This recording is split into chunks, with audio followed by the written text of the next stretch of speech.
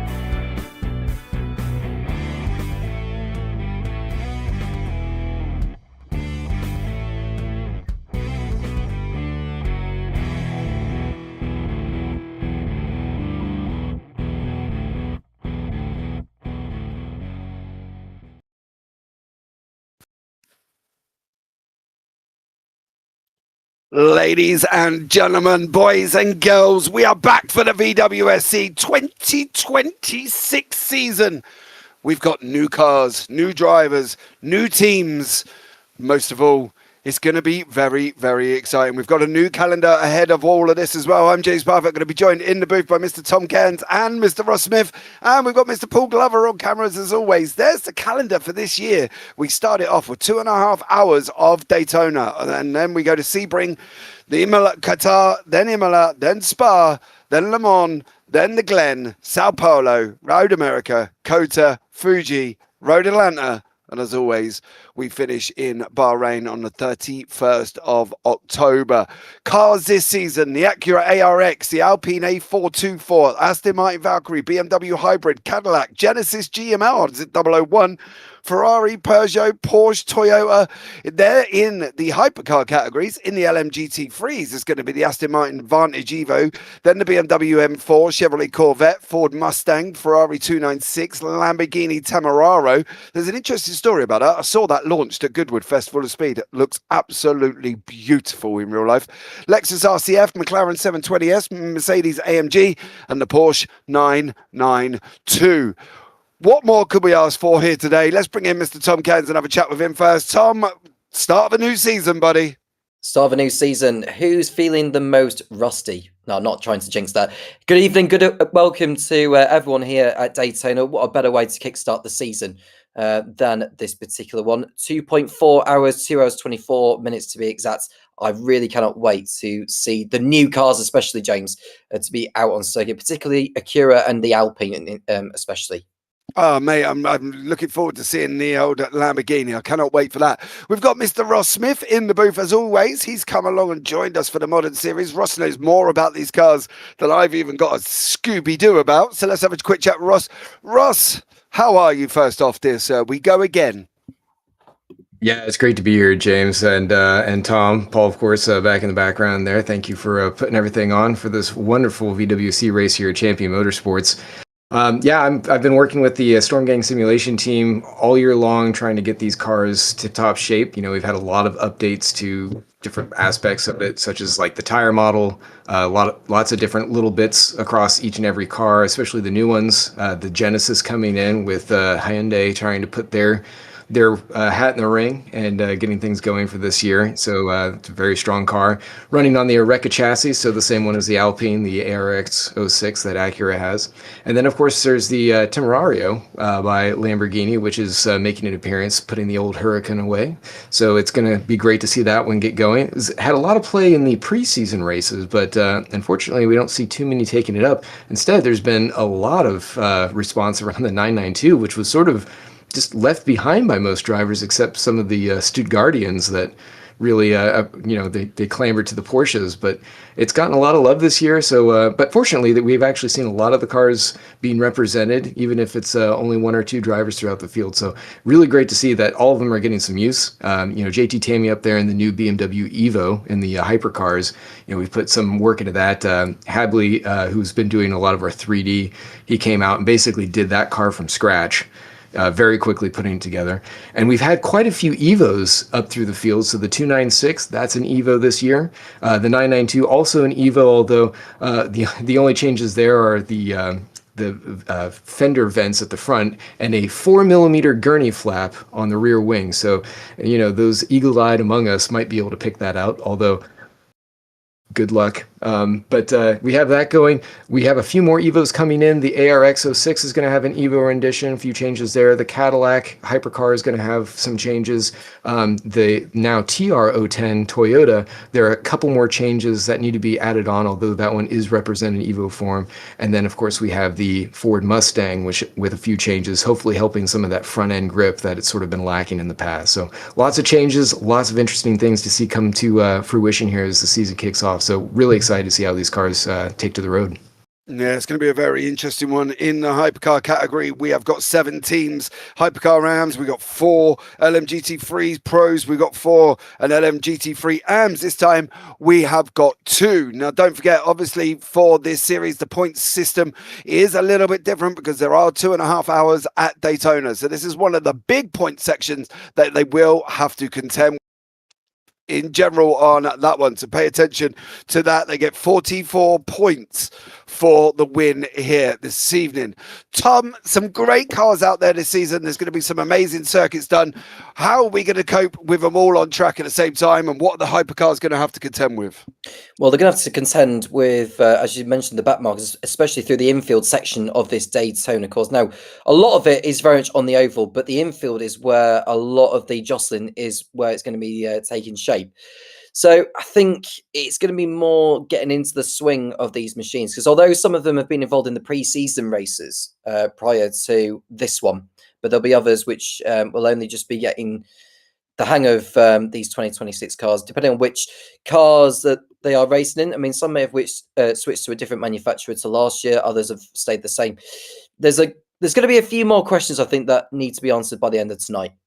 Yeah, absolutely. It's going to be worth paying attention to the fact that Dan Kirby is swapped to a GT3. Ross, do we know if that's for the season, or is it just one of the Dan Kirby-esques? Because he took last season's win in the Hypercar Pro, so I'm going to be interested to see if he stays there or if he's going to be moving about.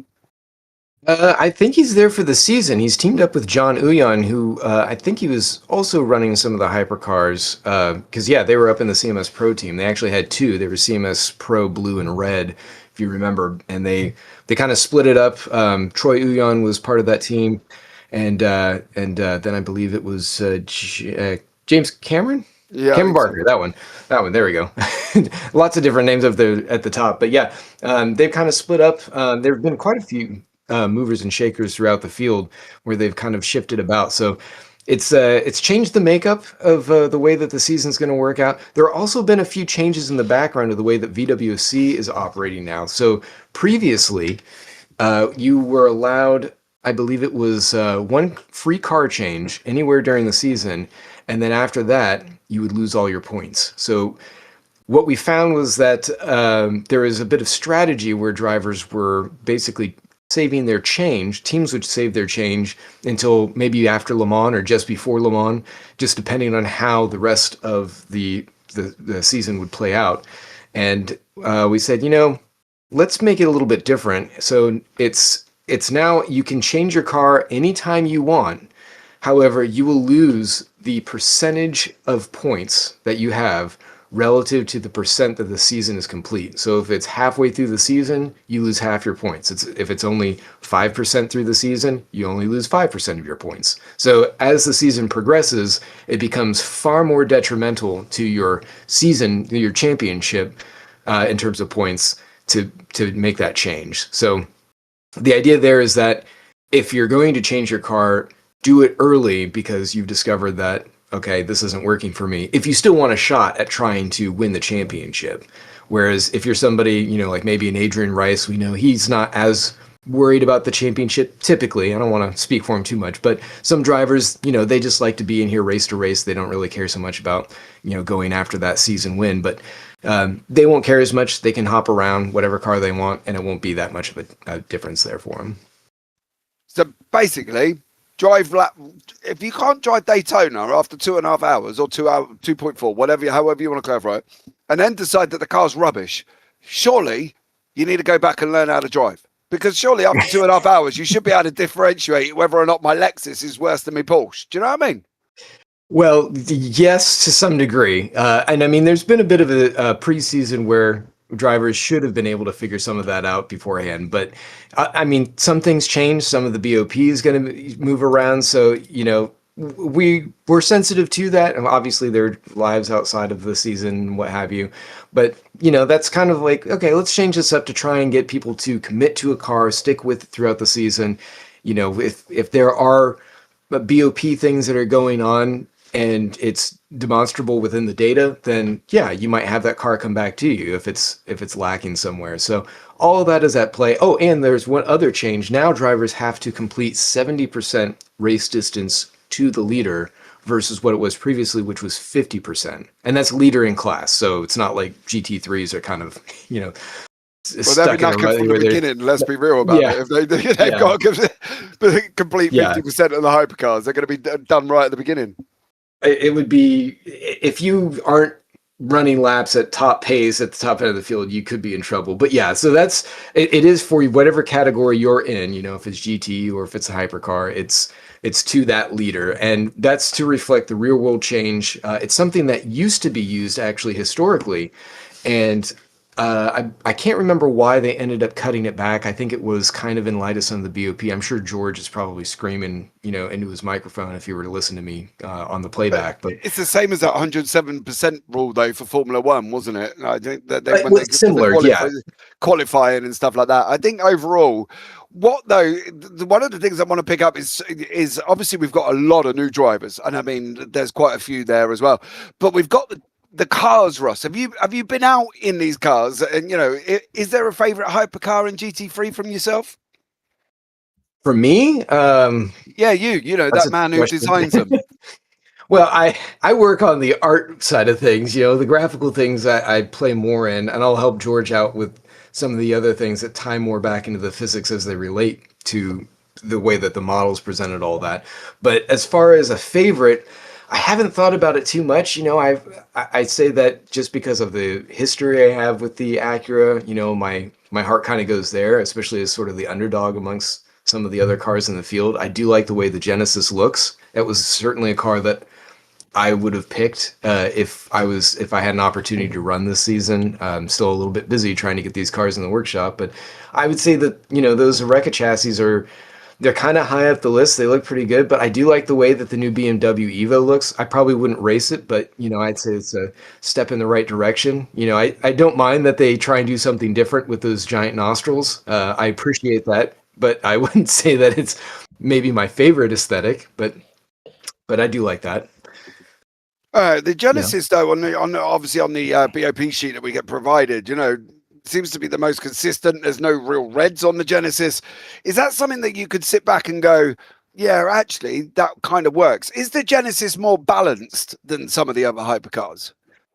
It's a tough question to answer because it can depend greatly on the track and the driver in general, just because that's how this is. I mean, what you're looking at in terms of the cheat sheet, it's kind of a general vibe more than anything. In some cases, it might be more specific just because of the way that the car is designed and modeled and what have you. But overall, that's sort of how it feels. And, some drivers may get into it and those stats can change dramatically. So I would say overall, yeah, it is fairly balanced, especially for that type of really stiff chassis. Some drivers don't like the way that it is pretty stiff. They find that the way they want to set the car up, it's not conducive to that. But I mean, it's very similar to all the cars across the field. It's just one of those things where they're so different, every single one, as you go, cockpit to cockpit, that you just have to find one that works for you. All right, let's have a look at the track map for today's race here as well. It is the famous Daytona. Now, before you even you eagle-eyed people sit at home and go, oh, that's wrong. Yes, we know the bus stop is not called the bus stop. It's called the Le Mans chicane, but it's there, as Mr. Ross Smith had said to me in the green room, it's out of protest because they don't like it and they like it called the bus stop. So there we go. I know. Put an asterisk on that, my own personal protest. Hey, listen, I'm just making sure we didn't get jumped on at home, Ross. You know what I mean? Because people do pick up on things like that. I'll say the Le Mans bus stop. How about that? Jesus, this is more of a mouthful. 5.73 kilometers, 3.56 miles in length. Built 1957, sit in Daytona Beach. It's going to be absolutely amazing. It is basically an oval with a chicane and a few squigglies in the middle. That's pretty much it. Let's have a look at the keys to the race because I can tell you what, well, these are going to be important. Set up for corners on straights. Genesis might be the most consistent one on that one. Minimize mistakes through the night. Well, as we know, once you're out on the track and it goes day to night, it's a lot easier than if you were coming straight into the night. Obviously, some of the people that have done 24 hours of Daytona or other simulators will know that. Avoid infield traffic jams. Yeah, good luck with that. That International Horseshoe and Western Horseshoe, they're going to provide some interesting ones here as well. GT, 60-65 minutes, 2 stops, they reckon, over this period. Hypercars, 40 to 45, 2 to 3 stops. Tyres, you can see on the bottom right-hand corner, medium wets for the GTs, mediums, hards, and wets for the Hypercars. Can I just put in a protest here? Can we have the Hypercars hard tyre as white, please? Because in modern day racing, that's a soft tyre. Can we not have that as red? Can we have it as white, Ross? Well, you're thinking of Formula One, I believe. Yeah, but I don't like hypercut. I don't like it red, Ross. I like it white. So I can't help you. Well, that's just rude. Right, on that note, we're going to crack on. We're just getting towards the end of... we've done the qualifying. We're in the end of warm-up. Are we ready for the grid?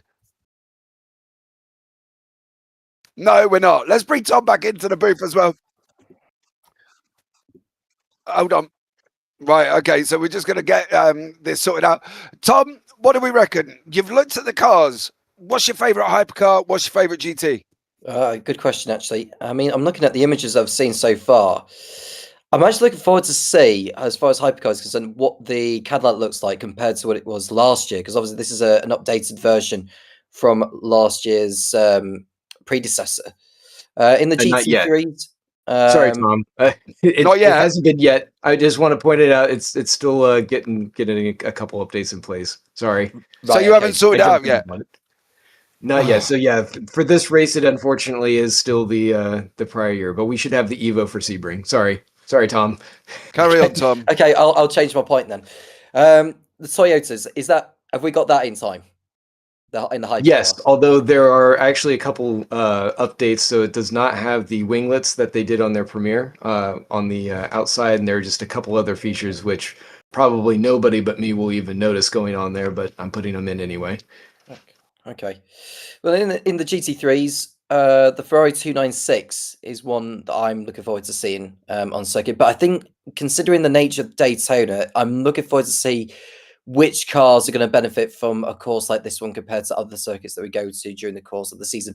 So that's a little bit of a challenge for the drivers, really. If they know that they are comfortable enough in this machine, that kind of gives them a buffer for other circuits to come that may be more of a challenge compared to Daytona. That's the one thing I'd be wary of for these drivers, because if they turn around and say, oh, it's rubbish, that the car they are in, it's not to say that other circuits are going to be just as bad for that car as it is for Daytona.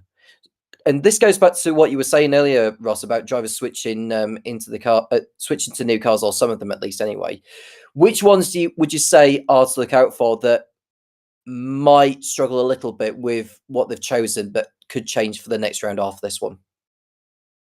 Well, JT, I think, said it pretty well in the hypercars. The BMW is not as strong on top end. It's pretty strong in the infield, and you know, a lot of drivers are finding that as they're working their setups for this particular track, that you kind of need to find where you're fastest, whether you compromise a little bit on the twisties, or if you try and maximize the straight line speed, if you try and find something in the middle. I feel like in this case, the BMW probably doesn't have quite as much that it can maximize on the top end, but you kind of have to do what you can, so that way you're not losing out too much there, because you might not be able to pick up as much on the bottom end. Porsche also a little bit more compromised. It is very fast on the corners. It can eat curbs pretty well. That's the 963, by the way, and we'll see that one do pretty well. Obviously, the real Porsches won the Daytona, the Rolex 24 a couple weekends ago here now, but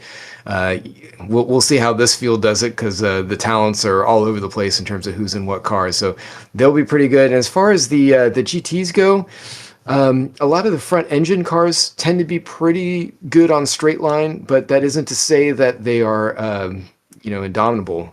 Certainly the 992 is very strong, as has been said by a few drivers in the straight line. It's shown that it's pretty quick just because it's one of the lightest cars.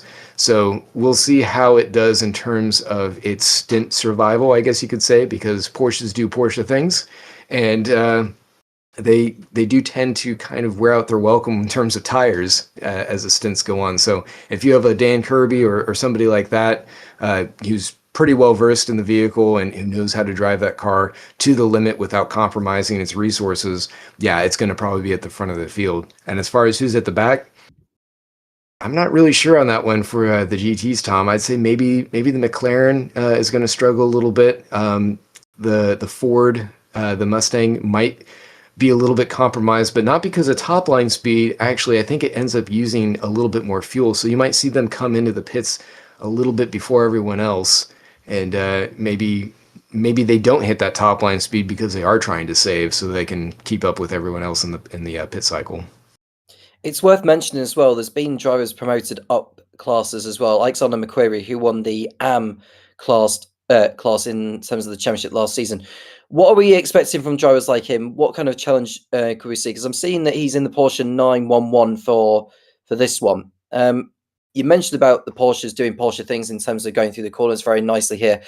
But as far as I'm concerned with the nature of this Daytona course, something tells me that the Porsche might struggle, but I could be wrong. I think it depends on who's piloting them. Like I said, the Kirbys, the Uyons, they're going to be on point for sure. And McQuarrie, he's done a very good job over time. He's certainly earned his spot in the pro class. I know that on Thursday during the sister series NARS, which is running the IMSA schedule for this season with just some overlap, Daytona, Sebring, that kind of thing. He's doing very well until he suddenly was not. He found a wall pretty quick coming out of the chicane, the bus stop chicane, and that kind of ended his race. But up until then, he was doing great. So, it's one of those things. It's a long race. There's lots of traffic to deal with. Even some of the top contenders may find that, they could come into traffic with some of the back markers, say, like a top GT driver just comes to blows with somebody who's midfield back of the hypercar who's having a bad day. Maybe they're kind of fast and then they've had an issue where they're back in the pack and now they're pushing their way through. They've got a whole head of steam and the red mist has descended, and then suddenly they're taking it out on the first person who gets in their way. So anything can happen. That's why we love these endurance races. But if all things being equal, I would say that, they're, in the case of McQuarrie, he's probably going to be okay. He's going to probably be like midfield.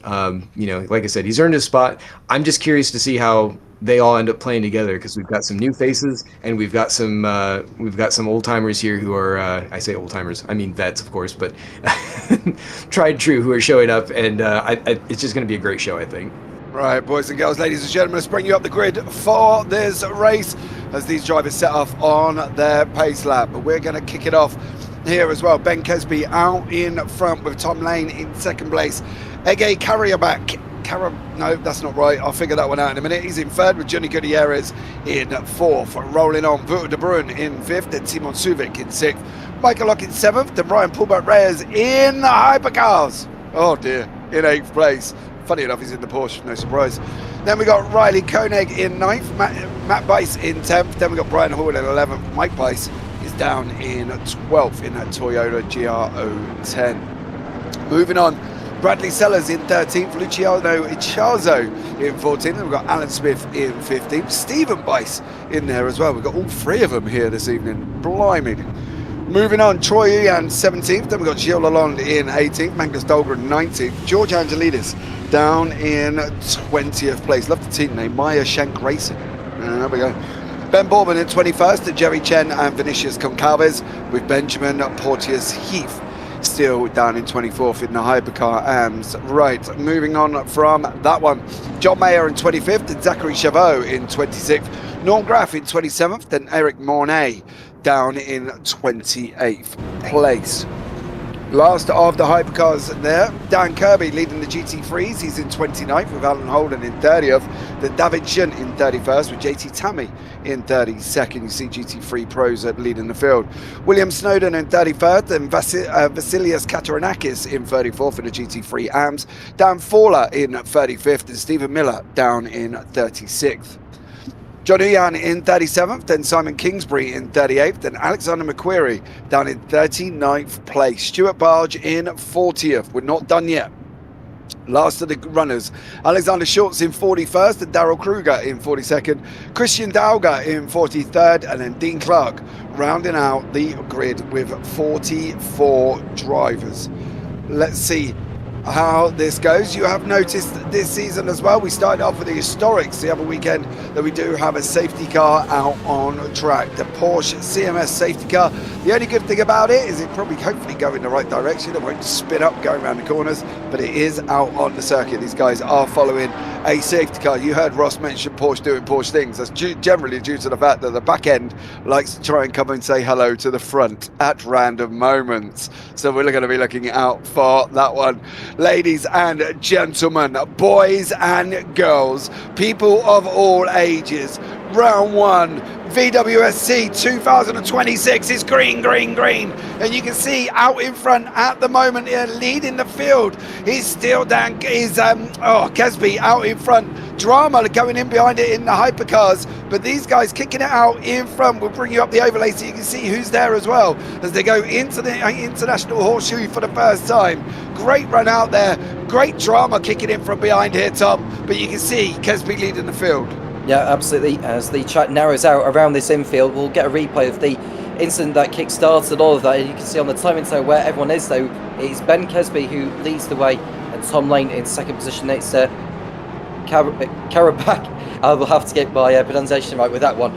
Gutierrez fourth. And we've got drivers with penalties as well to consider, so we'll find out soon enough what's been going on. Oh, there's a lot going on in the second of the horseshoes. Yeah, we're going to get rid of that off the screen. You can see there's a lot of argy-bargy cars mixed up out of the wrong place at the moment. There's been more drama going into turn number 7. That was kicking off big style here, Ross. I don't know if this is lap 1, round 1, Billy, big kahunas kicking it off and starting drama going into the first horseshoe. Well, that was certainly part of it, but it looked like some of the hypercars ended up getting thrown back into GT traffic. I don't know if they had it coming to the line. I'm guessing somebody probably was caught sleeping with the safety car start that we were not used to, and that kind of just caused a log jam, and everyone was right together. We'll see here in a second. Yeah, here is the replay from lap 1. You can see coming down into turn number 1, Ben Borman is the first. We think, he gets a punt from behind. I'm not surprised he goes off. And it's a big checkup. Then there's another hypercar sliding to the right-hand side. They've unfortunately gone round. Borman sat in the pit lane in that Valkyrie. He's got more wings than a swift bird at the moment. It's absolutely nuts on the back of that Valkyrie. But you can see there was another one in the side there, Tom. There wasn't just Borman who gone round. Somebody else went round. And that through the hypercars. You can see at the bottom there, Koenig down in 30th place. Must have been mixed up with it somehow. Yeah, well, it was no wonder we saw more of the drama at the second horseshoe, because some of the hypercars were out of sync compared to the rest of them. Were right in the mix of in the thick of it with the GTs. So a lot obviously needs to be sorted out so far, because everyone is so far down. Well, some drivers are so far down the field compared to others. But there we see Kesby in the lead, head of lane in your picture, coming through back onto the oval part of the racetrack before they head to the Le Mans bus stop. I like the phrasing you made up there, Ross, earlier. That's bonkers. You see some of the movers at the moment and shakers there. Matt Bice sitting in pole position in the Hypercar AMS 10th overall leader, currently in first place. In the GT3s is Dan Kirby leading the way with 0.9 seconds behind, with David Chen behind that.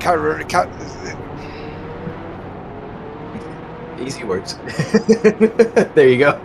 Hadaranakis in the GT3 IMSA. You can see half a second Miller behind him. Kesby, Lane leading the pros on that one, Tom. Great racing so far. It has been so far, but it's going to come down to how the leads will get through the back markers, because it won't be too long before we start seeing the leads in Hypercar getting by the GTs at the back. So this is a replay then of Riley Koenig. It goes onto the grass. This is over at the second horseshoe, isn't it? Oh, he spins right in the middle of the pack there, but luckily everyone was able to get through without collecting it. Yeah, you can see that's why he ended up so bad. There's another one on the grass there at the same time. So Konig's going to have to come and start at the back end of the field here. He's going to be making his way through. We'll bring you back to live pictures. You see Konig getting back underway and he's moving through. I think this was some of the driver down into the next left-hander, which was turn number 7 here as well. And it was more drama kicking off, but these cars all getting through at the moment. You can see the leaders on your screen. Ben Kesby out in front in the Hypercar for pros with Tom Lane tucked in right behind him. They're extending the gap a little bit at the moment. We've got certain people out of position. Matt Bice is up into 11th place. Whether or not he can stay there, Ross, is going to be difficult, but we'll find out if Matty Bice, he had a tough first season last season in the Hypercar, switching from the GT3. Him and Mike, you know, both had some issues, but they seem to be getting used to it this time. Yeah, the brothers definitely a little bit of trial by fire as they were going over into those GR010s, and now they're picking up with the TR010s, the EVOs for this season, and by the end of last year, it seems like they really got a hold of it, and we saw quite a bit of that. Oh man, yeah, this is a bit of information on that last part. Oh man, and then George is teaming over to go, and he's just trying to get out of the way, but that was hold your brakes and stay still. That's yeah. Oh, then it's supposed to be. That was clumsy. Yeah, I think Mr. Angelidis may have to have a word with yourself on that one, Sunshine. That was a little bit of a rash rejoin and a little bit of a hold your brakes, not start moving through. But there's a couple of drivers we think hit him. Benjamin Porteous-Heath may be one of them. Interesting thing, Ross, I've noticed that we've got, obviously McQuarrie's moved up into pros. We've got a lot of new drivers. How do we go, well, not me because I don't get involved with it, but how do you go about classing people? Is it still through the ELO system? Exactly, yeah. We do have the ELO stratification with Troy Uyan putting that together and doing a great job to be able to have all that. It's displayed on its own separate web page, so all drivers have the ability to look at it. And what it does is it actually ranks the drivers, so it's very similar to the licensing ratings that you would see in any type of FIA championship. And it doesn't necessarily mean that they're going to be in a certain class, but the admins use that to be able to assign drivers to classes. So we'll see what happened here in this replay. Somebody coming. Not going into pit lane. That was Clark. Yeah, that was a weird entry. In fact, he didn't even get in there on that one. It's terrifying. He's sat there. Gentlemen, see him. Oh God, George. Oh, everybody made it. This is a nightmare. But he's doing the right thing. This is what kind of George should have done. He sat there. That was Norm Graff. Norm Graff, who was in that Valkyrie. He's going by right there. Yeah, but we've got to, that's what should have happened there as well, Tom, I think, on this one. We've got 2 hours and 17 minutes to go. Movers and shakers, a lot of incidents already. Tom, it's going to be an exciting one if the first 5 minutes are anything to go by. Yeah, we're going to see a lot of changes throughout the field, that's for sure. It's worth noting that the race, in terms of the time lapse, will go 10 times the speed of what it is in normal life. So the light in the sky is going to fade very quickly and then go back into basically blue sky before this race is over. So it's going to transition into darkness and then back to sunrise soon. Sunrise sooner rather than later. There we see Don Kirby, the leader in the GT3s, doing a very nice job so far. And we see Ben Kesby at the bottom as well. So at least we're seeing the leaders in their respective classes as we speak. In that way, we'd need 4 then, because we've got Hypercar AM leaders and GT3 AM leaders. But nevertheless, I think this is going to be an interesting one. And see how these guys are going to get on here. Ross, what are we doing now? We're starting. Are we looking to gain positions? Are we looking to move? Because, I've got 3 drivers up front here who's near enough sending it 3 wide into turn number 1. and they're having a right little ding-dong at the moment between Locke, Subic and Uyan. Yeah, I'm impressed at how aggressive some of these moves are. I mean, some of them are, they're like we saw there, a little bit of a dive by I think that was Subic there trying to go after Locke. It's not. Oh, we got a spin in the background. Was that Schultz? Maybe I'm not sure. Might have been. It's one of the ARXs. I didn't catch which one that was. I think they have 3 of them going out this year. Sorry, it's the Alan Smith, there is. I want to say. You got Smith, Angelidis, and Zachary Chabot. Oh, no, I'm going to be sure that's right. Fun story about Zach. He actually he works with George on the real HRC team. He's on the Meyer Shank team. George is on the 93, the Acura team. So they're both engineers. It's a cool little backstory. So they know these cars intimately in real life. It's pretty cool. Yeah, driving one and working on one completely different. So, Ross, aren't they? Let's be real about it. As we've seen some of these drivers already causing a little bit of drama. Now, this is the part where we sit back and go, this is getting a little bit more spread out. Kesby's opened up 1.4 seconds to lane. Karen, I'm going to Google that in a minute, is in 3rd place in class. And Mike Bice, 4.4 seconds ahead of Angelidis. Chavot further back from that one. Kirby, 2.2 in front of Jun. Holden not far behind him as well. Closest battle at the moment here, Tom, is the LMGT3s with Katarinakis and Barge having a bit of a battle down there. Yep, and you've got Stephen Miller who competed in the AMS last season, so he's hoping for a step up this time around. But yeah, like you say, there's actually some choice coming. That's Matt Boyce, I think, who's just coming through the GT3s at the back there, because he was my apologies, he was coming through. So we have our first retirement of the race. That is Dean Clark, who stopped in the pit lane. It's no surprise because he's a couple of laps behind everyone else already. So that's the end of the day's work for him. But I think it's safe to say he hasn't quite got the best handle of his Cadillac Hypercar just yet. It's early days, dude. They're in lap 1 or round about the beginning early stages, and people are going to have to figure it out. The thing is as well, Ross, you might be able to help me out here. When you bring in so many new drivers, you're going to have to take time to get used to each other, aren't you? You want to know who you can battle and who you can't. Yeah, that's honestly just as important as figuring out the car that you're driving and getting a setup in place. Because if you don't know how to drive around some of these other guys, especially if they're on a similar pace to you, then that can be detrimental to your race, and we've seen it here. I mean, everybody tripping over each other early on. I feel for Ben Borman. He's actually got some decent equipment, and he's in a position where his internet will stay connected, and he gets punted just before he even crosses the line. So it's tough seeing some of that, and that was just an incident. I'm guessing there was probably some kind of calamity going on with the way that the safety car was. We got a 992 coming on track, and another hypercar over in the infield there just left at the horseshoe. Didn't see who that was. I'm not sure who they were, but I don't know who that 992 was. But Tom Lane and Kesby are getting closer and closer together. In through turn 5 they go, coming down into 6 and 7. It's going to be round Stephen Miller. These guys are going to battle it out. It's going to be coming out of here at the moment. They separate Miller. They split him like they would an orange smoothie on a date almost. Kesby and Lane side by side. It's a battle, ladies and gentlemen. It's what we came to see. These two mountain prize fighters having a good old scrap here at Daytona. It's going to be a rundown into the bus stop. He's going to block him in behind him at the moment. Is he going to get there? No. Is Lane going to get Kesby? He got Kesby in through the first part. Didn't use the back markers. Now he's trying to sweep. I don't know where you're going, son, but the track goes to the right. Now here comes Kesby back again. Kesby's going to want to block him in behind Katarinakis, I believe that is. Does just that. Tom Lane says, oh dear, I got stuck here, Tom.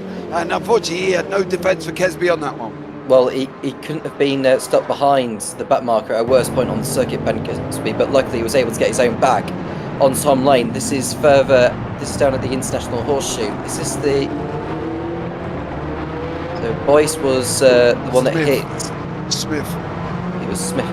I believe it was Alan Smith. If it's anything like his livery he had on the Historic the other day, it's exactly the same livery, so it looks like Smith may have been the one who either spun earlier and was sat there or got hit.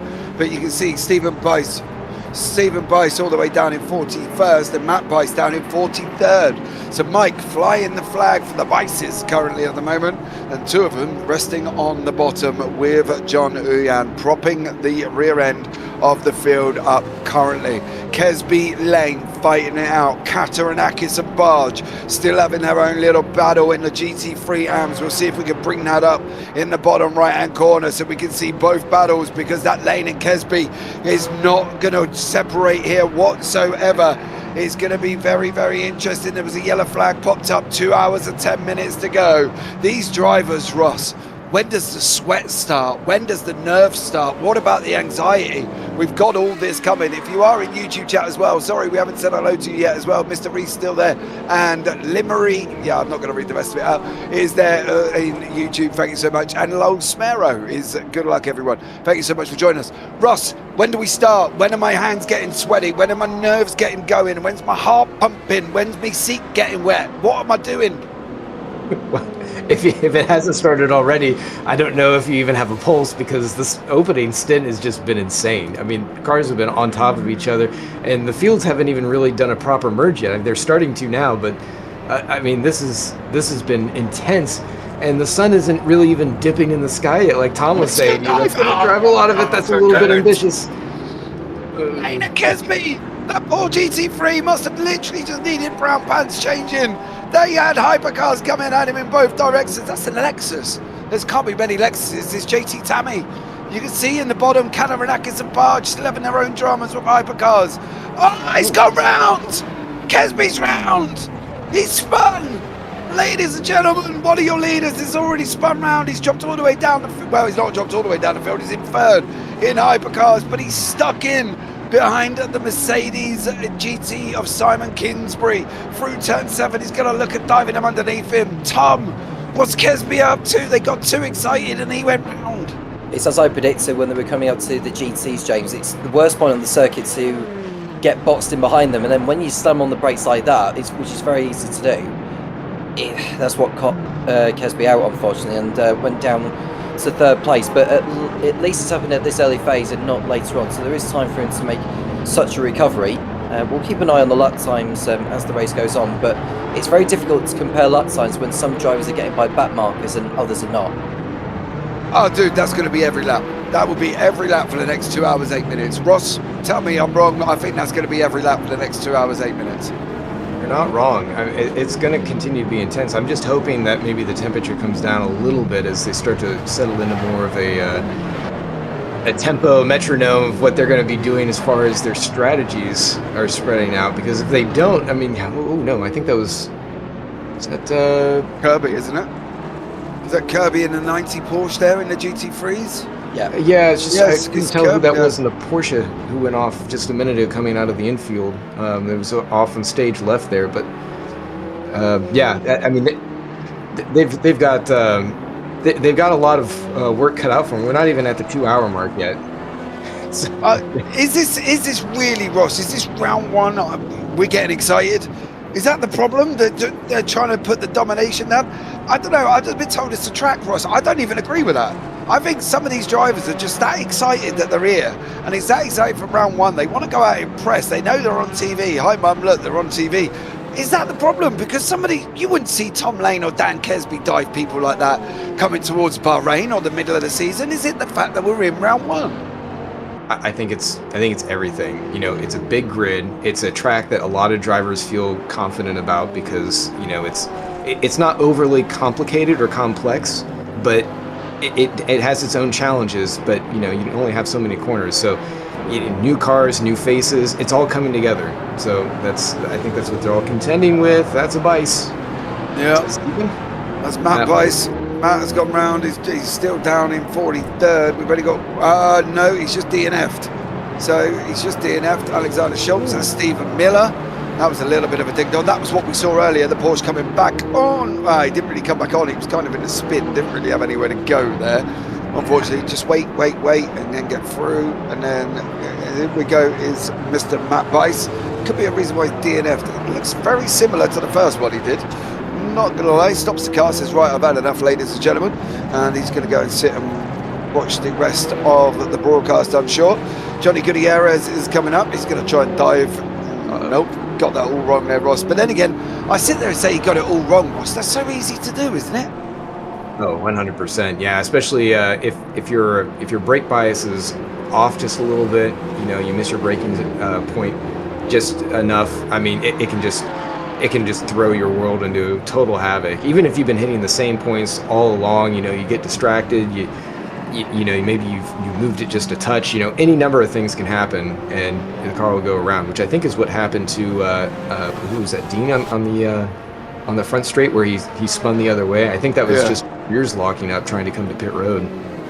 Yeah, absolutely. I think that's one of the things. But I think this is the problem. And we've seen this loads of times before in broadcasts when they go and basically go right up behind the car in front. They slam the brakes because they're going to hit them, and next time, you know, they're doing some lovely pirouettes. And well, unfortunately, that car just did it completely on its own. Stay where you are. Paulbert Reyes in the Porsche, jumped up to the Hypercars this year as well. Tom, is going to be interesting for Paulbert Reyes, considering he was always in the Porsche GT3. Norm Graf getting himself in trouble at the bus stop. Oh, there's a Porsche blown. That was an engine. That weren't right, Paulbert Reyes again. There was an engine gone. You sure it wasn't tyre smoke on that? I think it was tire. No, it comes straight. No, it comes straight out. Why would there be a tyre smoke mid-chicane? He looked like he was losing it. I don't know, Tom. What do you think? Well, I thought it was tyre smoke by the way he was spinning there because he was conscious of the car behind him, which was a hypercar, and he was doing his utmost to stay out of the way, but it just wasn't paying enough attention to his own driving, I suppose. But we got Timon Siva. There was a GT just pulling to the side there. Same Porsche we saw earlier.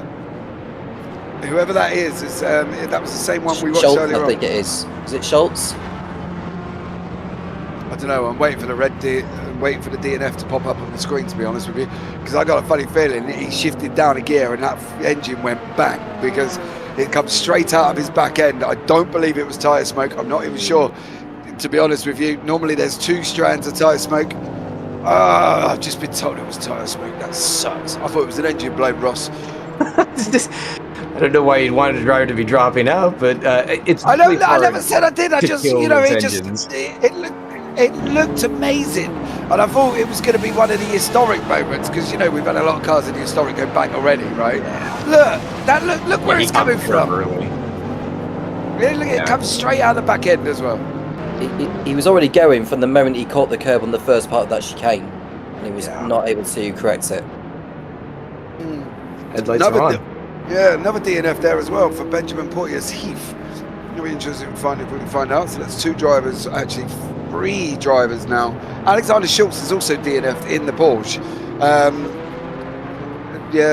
Benjamin went into the pits DNF'd. Alex Schultz is DNF'd in the Porsche. That apparently was tyre smoke. And Matt Bice is also DNF'd, and Dean Clark is still, I don't know if he's still there, but he's about 13 and a half laps down. Troy Yan has not been in the pits for 12 minutes. We will give the overlay a kick in a minute to correct itself, unless he has, of course, and then I'm wrong. But apart from that, it's been an interesting opening stint here, Tom. You know, what are we going to see for the next 2 hours? Are they actually ever going to settle down? Well, we've got the pit strategy to factor in, James, so there will be pit stops later on. So we'll see who's deciding to remain out there a little bit longer compared to others. And we're about to see a replay involving Riley Koenig, I think, who's going into turn 1. He caught the barrier on the inside. The back end's coming round. He's got it too quick. Oh, and he is going to hit it. Look at that. Oh, dude. That's hard to watch. Ross, listen, effectively, right? How much? Oh, dear. Wing batter. He just knocked that car. I don't even know who that was, but he just knocked him absolutely flying off the track. Ross, how much is the damage on? What's the damage we've got here to deceive it? Is it still 75%? Yeah, it is 75%, and that's to avoid completely ruining races, just because it is a condensed format, and you don't really have a lot of time where you can repair some of the major but don't you think things like that, hitting the inside of a tyre barrier, where in real life it would be you're out, you're done? Do you not think things like that should be sort of almost punished for the fact, are we ever going to see a 100% damage race where things like that do break us? Because realistically, in real life, and we are trying to follow real life, and we've got real life cars and real life designers, and you're working your butt off in the background in real life and everything else. Should we not then sit back and go, right, boys, man up, you're going to have real life damage? Well, it's a complicated conversation for a lot of different reasons. But I mean, one of the major considerations here is, you want to have a situation where, yes, drivers are punished for poor decisions either on their own or however they're racing with others. But you want to be able to at least have an opportunity for drivers to come back from that to some degree. So 75% we found is, universally across all the different mods and everything is generally a good place to be. I will say that probably on the back end, there's quite a bit within the damage modeling that can be refined for some of these cars. So that way, when you do see some of these bigger crashes and whatnot, some of the components, at least on the car, can be more affected. So like, yeah, a hit like that, going straight in here is going to be more detrimental, and it still can be. Trust me, there's a certain setting that you can have in there for a percent option for when you have a certain impulse of damage where it can actually just kill the car instantly. So there's quite a bit of that. Oh, got to replay. Yeah, I just think sometimes when you're looking at it, I think, that's Katarinakis who is in he's just got in too deep, unfortunately for Vasilius, and that's going to put him down a position. Schubach will move up in his Ferrari there as well. I just think hits like that, I think that's real well damage. You're done. And I don't know. Maybe they just, do a race with 100% and see what happens. I think it'd be interesting here as well. Tom, very interesting. We've got hour and 58 going on at the moment. We've got Ryan Paulbert Reyes on our screen. He is having a right old little battle with Alan Smith on that one. Alexander McQuarrie has just changed over. He's chasing down Mr. Kingsbury. That's going to be an interesting one to see how McQuarrie gets coming up from the AMS to the pros. And he's still, I believe, he's repping his Mercedes again, if I'm not mistaken. Oh no, he's in a Porsche this time. So it's going to be interesting. He's changed from a Porsche, from a Merc to a Porsche, from GT3 AMS up into GT3 Pros. How's this going to be trying to get through this 2.5 hours? Is it going to be a fact-finding mission for him? Well, he's got two jobs really. He's one to keep an eye on those within his own class, and of course the hypercars coming through. So this is basically not as new of an experience for McQuarrie as it is for Ryan Paulbert Reyes, who I think Paulbert Reyes raced in the hypercar. Yeah, last year, didn't he? Yeah, he was in GT3s, wasn't he? And then he pulled into the hypercar on the last round, I think, or the second to last round, yeah, and went into the hypercar. And then I messaged him saying, "What are you doing?" And then he was like, "You'll see." That's it, he sent me. As the car goes flying off there in the right-hand corner, that was a Mercedes. Unfortunately, it does look like Simon Kingsbury's just lost that place to Alexander McQuarrie. McQuarrie moving himself up into fifth in that class.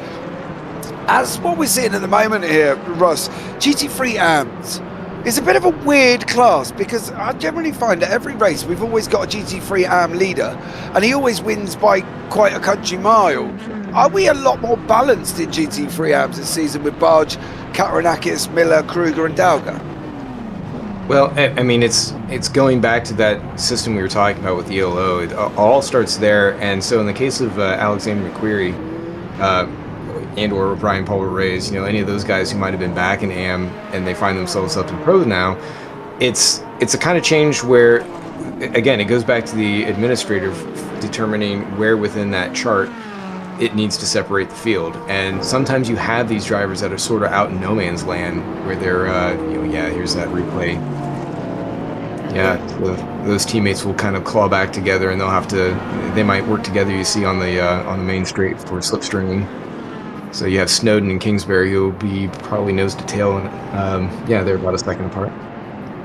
But I think that you're going to see maybe a little bit more balance that he's moved up into pro. I mean, Barge, Katarinakis, Miller, Kruger, Dogger, they're all kind of within each other's wheelhouse in terms of competitive pace. So I don't really see too many in the pro side that are going to be kind of in that area. But a lot of it also comes down to finishing rate. So if you have a really good pace, but you don't finish your races, that hurts your ELO. So yeah, you might look really fast on paper, or really slow on paper, but the opposite might be true. So it all depends. And of course, as drivers actually, if they have a fast pace and they start completing races, then their ELO will jump and then they get moved up. All right, okay, I'm not quite sure that Porsche, I don't know if that's a Kirby Porsche, but he just literally went straight across the nose of George. George was not a happy bunny. On the lights there, flashing in frantically as he goes after Mike Bice. He was closing. He's now back out to 3.3. It did go down to near enough 2 in a little bit, but he's now back out to 3.2. George is going to have to go again. Apologies to George. I did blame him for an incident earlier, and it had nothing to do with him. But hey, I hope he watches it back and appreciates the apology anyway, as these guys carry on this run here as well. 1 hour 55 minutes. Let us know in YouTube chat who you're cheering on, who you're looking forward to seeing, what's your favorite car. It's going to be very, very interesting to see on that one. Can we have a look? Now, one of the things we have not seen yet, and I'm upset that we haven't not seen him as well, Mr. Alan Holden. He's in the Lamborghini. He's the only Lamborghini in the field. Please, can we have a look at that car? I don't know if Tom remembers seeing it at Goodwood Festival of Speed, but it was an absolute beautiful looking car. They had it in a white and Italian livery, didn't they? It looked amazing, Tom. It did. It's coming back to me now, this machine. I mean, I can't remember in terms of whether it was like a 2 litre or whatever, but it was a phenomenal machine. And I think it was probably in a different livery to what this one is. It would have been amazing if it was the same livery as what this one is. I think it would have been even better in my point of view. It was white, and it had Italian blocks on it. It had the red and green from Italy on both sides, and it looked absolutely incredible. And it's a 5.2 litre natural aspirated V10, and I'm interested to see how this one goes, Ross, because fair play to Alan Holden being the only Lambo in the field at the moment, and I think it looks amazing, and I was in awe of this machine when I seen it. Is it going to go as well as I'm expecting, Ross? I think so, and he ran very well in NARS on Thursday, and he was actually putting Kirby on his toes, who was also running down in GT, and he was doing it in this machine, this very one. So he was in the Temerario, and he was able to keep up with them. This is a completely custom livery, by the way, so that is of his own design, and it has some light up effects and everything we should see here in a bit. But yeah, he's able to make it work. It's similar kind of characteristics to the Hurricane in some ways. It's a bit highly sprung, which I think turned off some drivers who ended up going to the 992, which is able to handle curbs a little bit better. And despite that, it is very fast. You see a move here up the inside. That's around Gilles Lalonde. Is that Kesby? Or no, I'm sorry, that's Tom Lane. Yeah. So yeah, he's doing really well. I think he's a little bit behind Kirby. Kirby's slipping away just a touch, but I mean, we'll see how things come out after the first round of pit stops. He might be able to close in. Maybe he's saving some fuel. It's hard to say for sure at this stage. Yeah, but let's be real. You got Dan Kirby. It's Jesus Christ. I think some real world drivers would struggle to stay with him in RF2 in these machines. He's just meteorically fast no matter what he does. But I just like the look of that car, and fair play to him. We've got a battle going on in the Hypercar AMS. Mike Bice and Angelidis, they've come within touching distance. George can smell the fumes coming out the rear end of that Mike Bice machine. We'll have a look at that one very shortly, I'm sure, as these guys continue to battle it out in the Hypercar AMS. It's going to be an interesting one here, Tom. There's going to be battles picking up left, right and centre, I think, as we're going to head into the rest of this race. Yeah, well, this is a replay of showing the start again, albeit from an aerial view. Now, I don't know whether the car that actually went into the pit lane, Ben Bourman, I think it was, I don't know whether that's the reason why he got that penalty or whatever. He may not have got it, but it'd been very harsh for him to have received it anyway. What I was going to ask to Ross actually is, who are we expecting to blink first and actually head for the pit lane for their first stops? It's a good question, Tom. I mean, a lot of it's going to come down to who's been deploying what strategy. You might have some drivers at the front here who they try to gallop away early just to get a little bit of space.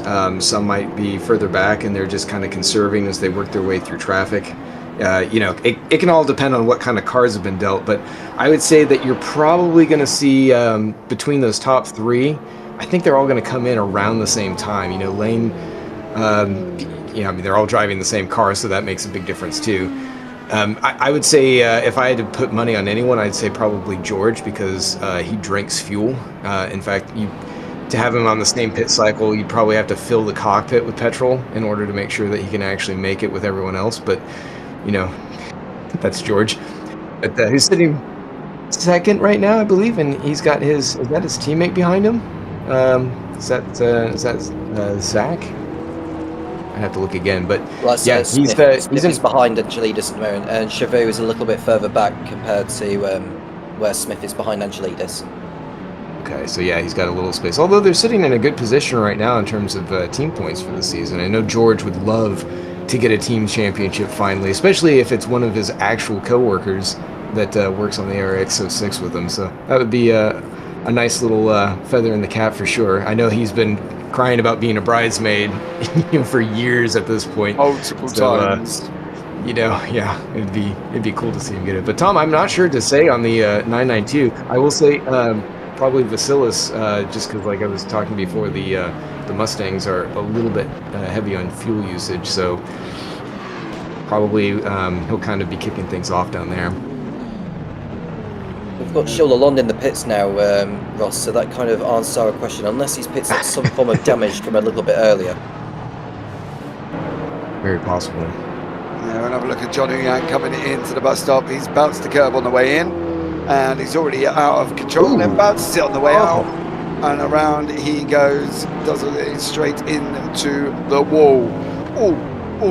Nearly gets collected by a couple of times as well. There's we mentioned about Alexander Schultz DNF-ing and Benjamin Portier-Seif DNF-ing as well. JT Tammy in the Lexus RCF. Very interested to see the Lexus on the track, Tom. It wasn't the most favourable car last season. No, I doubt it's going to be this one. I doubt it will be the favourable one this time around either. So I think it's going to be a little bit of a learning curve, I think, with this Lexus. I've just seen JT Tammy, and from what we heard in our ears, that something may have occurred on circuit, and we're going to find out why. This is Alexander Schultz, who apparently has had a massive shunt against the wall. Dairy me. He can't be blamed for that, Ross, can he? Well, no, I don't he was think coming so. down the banking. CMS Pro. I mean, it was car control. He lost it. Yeah, he got into Riley Koenig in the other one with Troy Uyan. So, yeah, I mean that is a tricky spot. And like I was saying with the Porsches, especially, we were talking like Tom there before, that the tires, the resource thing, can fade away. The balance on that car can shift so much. So if you don't have a setup or a lot of practice with it, even then sometimes it can still surprise you. That particular corner coming out of the infield is so tricky, and it's very easy for the car to get away from you, especially if you have other things like rain or traffic around you. And yeah, that was just wrong place, wrong time. Absolutely. We've got Balta in YouTube chat. This is James Maybe's Daytona. I don't know who that is, Ross. Do you have any idea who that is? Oh, James Mabes. Yeah, we'll talk about that in a second. We're on board with... that's a bit of a squeeze. Yeah, he's going for a hole that shouldn't have been there. Nose deep tyre wall. So there we go. That's lost it to Mike. Angelidis is in the lead of the Hypercar AMS now. So fair play to him. Dan Kirby leading the GT3 Pros by 5 seconds. Barge leading the AMS only just by 0.9 of a second. Tom Lane leading the way in Hypercar Pros with Kesby tucked in right behind him. I wonder if we're going to see any of the repeat winners that we saw last season. Obviously, Alexander McQuarrie's moved up into the GT3 Pros. He's going to be battling away with JT Tammy, who was last season's GT3 Pro winner. Then in the Hypercar AMS, it was John Meyer who was the Hypercar AM winner, with Dan Kirby leading the Hypercar Pros.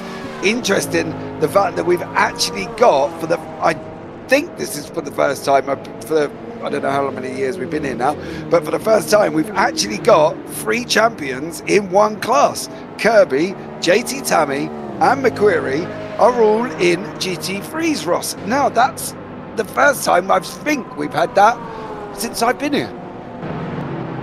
It's possible. I'd have to go back through this. Yeah, Dan Kesby putting the move. Yeah. Ben Kesby making a move. I think that is, Ross, because that's a Hypercar Pro winner, LMGT3 winner, and an LMGT3 AM winner. That is the first time that's ever happened. I've never seen that before in VWSC. I'd have to look back. George obviously keeps a lot of the stats and everything going, but we've got these two teammates here, Kesby and Karabajak. He's pulling up there. Oh, yeah, very close. Is that? Yeah, that's Porsche behind him. Oh, Karabajak has just gone round. Or he's going round. He's on his verge of going round. Oh, yep, just a quick recovery there for Karabajak. He's just lost it into turn number 5. The right-hander, you see him just get a little bit of a slide on in the background. That's dropped him away from Kesby a little bit. There's another yellow in sector 1. If you have a look, he gets out of control on entry. Oh, I thought this was the Karabajak one. It is the Karabajak one. Here he goes, round he goes, and you can just see him there getting a bit loose. Oh, they both do it, synchronised. Lovely. It's like ballerinas on a Saturday night there, Mr. Tom. Yes, indeed. And, well, whilst we are seeing synchronised spinning at the International Horseshoe, you can see that Karabajak, if I can pronounce that correctly. Karabajak, apparently. Yeah. So he's now in 3rd position, and we're going to see another replay of something else on. Oh, I got it. That's the Cadillac. That's the Cadillac running into the. Into one of the others. There was a lot of drama taking place there as Karabajak now in 3rd. Going to go after Kesby once more. Johnny Gutierrez is in the battle. He's chasing down Karabajak as well due to the fact that he spun, and that's brought him into the grips of Gutierrez. Going to be interesting to see how these guys on. Timon Suvic in the background. That's going to be a nice free car fight here from these guys. Angelidis in the Hypercar AMs leading the way in that class. Kirby leading the way in the GT3s. However, that gap to Kirby has come down quite a lot from Alan Holden in that Lamborghini. It's down to like 2.6 seconds, which is quite a lot here. And as you see, these guys managing traffic there on your screen, Johnny Gutierrez and Timon Suvic. And then obviously down in the bottom right-hand corner, they're having a nice little ding-dong as well. Lots more racing, I'm sure, to come here, Tom, but it's been great so far. We've enjoyed it so far, absolutely. Over 40 minutes into this race now, just seen at the bottom of the screen, there was a nice dice going on at then 1. That was Stuart Barger and Vasilis Kautonakis who are fighting over honours in the GT3 AMs. So good to see those fights. And Stephen Miller's not too far back from those. He's running about 10 seconds off those two, though he won't be too far away from their first round of pit stops. But there we can see the top 2 in the GT3 AMs. You can just see how much later on the brakes the Ford Mustang is able to. It feels to me like that car has a lot more confidence compared to the 296 Ferrari. Well, he's going to have a lot more pace. Well, he should, if it's anything the way this goes. Surely the Mustang's got more top end than that car, isn't he, Russ? He's got more top end than the Ferrari? He can. I mean, depending on how he's set up, if he's running more wing, if it's trimmed out versus the 296, he should have more potential to get top end there, but it's a little bit clumsy here. That's not great. That's going to compromise him, and Vasilis is going to be able to move in unless he's getting compromised by that 499 behind him. So this plays out. Yeah, and some of it will also depend on how they get this exit coming out of the infield. The thing is, I think this is going to be one of these things because everyone we expect to be somewhere are going to be all over the place. Like, you know, and Barge and Kataranakis, I think this could be a season-long battle taking shape here, Tom. I think if we were writing a book at the moment, chapter 1 would be about the Pro-Ams at the bottom, because I don't think they're going to be very far apart come the end of this race. However, Kataranakis, that is a chicane. You go through it, go round it, not through it, as he did there. I think this is going to be a story that come the end of the season, we're going to have 13 chapters about Tom, and Stuart Barge or Kataranakis might come out being the champion. Well, we'll see soon enough. Yeah, they're not too far off the LMGT3 Pros, which is great to see, or Pro-Ams if you want to call them. But they're riding on board with Vasilis Kataranakis. It's a lovely on-board view, I have to say, as he goes through the the straightaway, if you want to call it that, around this oval course before it cuts inside the infield. On the brakes is the Mustang, and I think even though the Ferrari was able to just miss the apex slightly, he's able to get great acceleration out of there to compensate for the just going a little bit too deep. But having said that, it feels to me like there's a lot of different strengths and weaknesses with each of the manufacturer cars, even though they're in the same specific models, let's say. Yeah, absolutely, and that's the thing. I think there is going to be a lot of differences in general. There's a lot of difference in the hypercars. We've got LMHs, we've got LMDHs. However, one of the biggest differences is the cost of their machines. I'd like to point out the LMH is £5 million a car, which is nuts. The LMDH, however, is closer to the £1 million mark. I saw an Audi at Goodwood Festival of Speed, and it was £2.5 million to buy, and it was up for sale for a race-ready machine. Ross, have you got £2.5 million I can borrow? No, but if you want to drive these cars for free, you can just join up with the VWSC or the NARS Championships. We're offering these cars without any charge at all. So Spun Gang Simulation is happy to provide them, thanks to a lot of the support from our community members, patrons, those who are willing to give and support in any way that they can. And thanks to their love for motorsport and sim racing in general, we're able to provide these to everyone, and hopefully very soon we'll be able to put them into the Steam Workshop to broaden the viewership even more. So look for that at the end of Q1 and Q2 here for the 2023, 24, and 25 WSC mods. I'd like to point out we did not practice that in the green room. That was just a perfect segue from Ross. On top of that one, he didn't know it was coming. We never practiced it, but there was a great plug there from Mr. Ross Smith. I thought that was amazing. Georgia in pit lane there. He's gone into the pits. Lane's in the pits. Reyes is in the pits. There's been a couple of people diving in pit lane as well. Tom, I think we're an hour and 38 minutes in at the moment. We're probably trying to consolidate our position. Moving, however, Katarinakis is probably trying his hardest on Barge. And I think these guys are the closest battle on track at the moment. But everybody else probably consolidating, getting their fuel strategy right. Yeah, 100%. And it's about timing when you pit in as well, because if you get stuck behind traffic, that's the moment where you need to just duck into the pit lane and not lose time. And that's what Tom Lane would have been thinking about in the long run. So that's the first of his 2 pit stops, I would say, because he's gone quite a long way on this first stint before going in. So we'll see how much fuel he comes back out on, and he should be able to go quite a bit further. I want to know how far Kesby decides to go before he ducks in, because he may have to try something different to just give Lane a little bit more of a challenge later. Yeah, we've got Karabajak and Suvik. That had gone down. I think Suvik may have just ducked in pit lane. He has, because that gap was really down to 0.10 here. There's Jun and JT Tammy having a battle at the same time. They're battling away. Barge and Katarinakis are back together. You can see Tammy and Jun on your screen currently at this moment in time. That McLaren 720 and a Lexus RCF. What's changed in a Lexus, Ross? It wasn't favoured last season. I can't even remember who was driving it, but there was only one of them I saw all season. It was a jet black one. What's changed in the Lexus RCF this season to make it people like JT Tammy, an ex-champion, driving the car, as Karabajak there is going to go in too deep and hit that car? Is he, or is he just going to get around? Just in this one. Yeah, I don't think this is over yet. He's going to sweep on the edge. And he loses it. Oh, and he gets the ball. Around he goes. Lexus RCF, Ross, what's changed that JT Tammy's picked it up this season? He stated that he just wanted to pick a car that wasn't being used. So he just grabbed it and said, no one else is taking this one. And I think the reason why is it is a little bit understeery. It does take a little bit of setup work to get it where it will be more compliant with the way that some drivers might want it.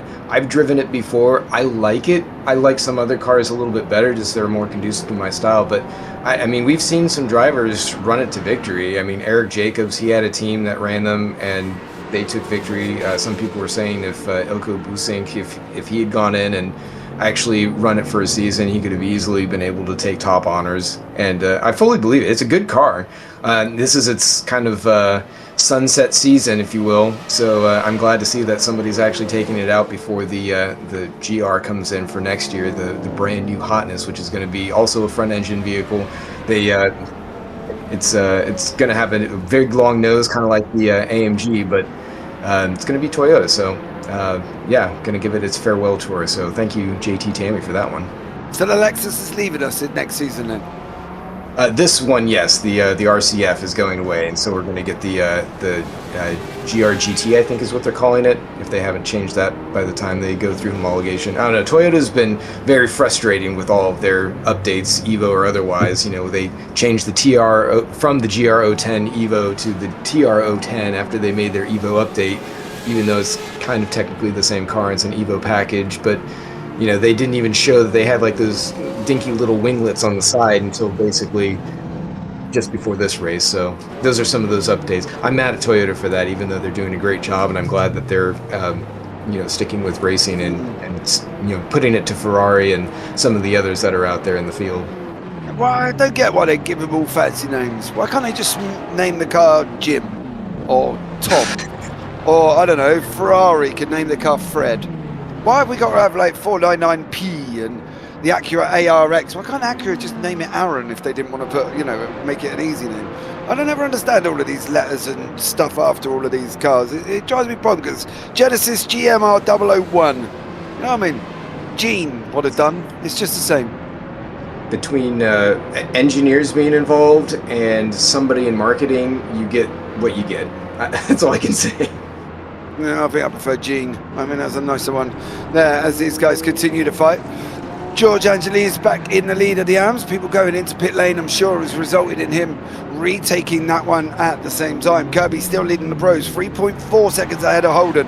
I've got to give Holden props at the moment here, Tom. He's doing a great job, and he seems to have upped his game a little bit. He's keeping with Kirby, and that's never easy. I reckon if these two had a clear track, it would be a close rundown between Holden and Kirby, and I feel traffic is probably amounting to that 3.5 seconds, because at one point he was down to below 2 in a little bit. Well, what I would say with Holden is that he already has an understanding with the Lamborghini, from what I understand. I can't remember last year which manufacturer. He was in a Ferrari. He was in a Ferrari, wasn't he? Yeah. So this is obviously a new machine, but as you mentioned, he's the only driver in the Lamborghini to be competed in this one, and I think the fact he's got an understanding of it compared to others that are driving in different manufacturer machines has helped him in some way. But he's got Dan Kirby in his sights, as he has done throughout the whole event here. Can he perhaps close in? I mean, we won't be too far away, I don't think, from pit stops, because we've still got drivers who haven't pitted in either Hypercar or in the GTs. Yeah, I think the GTs can go an hour, so they're going to run for another 30 minutes. No, where are we at? 2.24. 51 minutes into this. Yeah, we've got 9 minutes to go for them. Most of the Hypercars, I believe, should have pitted, because they can only go 40 to 45, unless there's some major fuel-saving strategies going on that these guys aren't using and going to go in there. Barge and Kataranakis 0.32 apart at the moment. If we can pick up the closest battle on the screen as Suvic coming in to the bus stop. Oh no, that is Dahlgren? That was Suvic who hit somebody. It's Dahlgren. It's Dahlgren and Suvic. They've come together, James. Is it Suvic? Right. Yeah.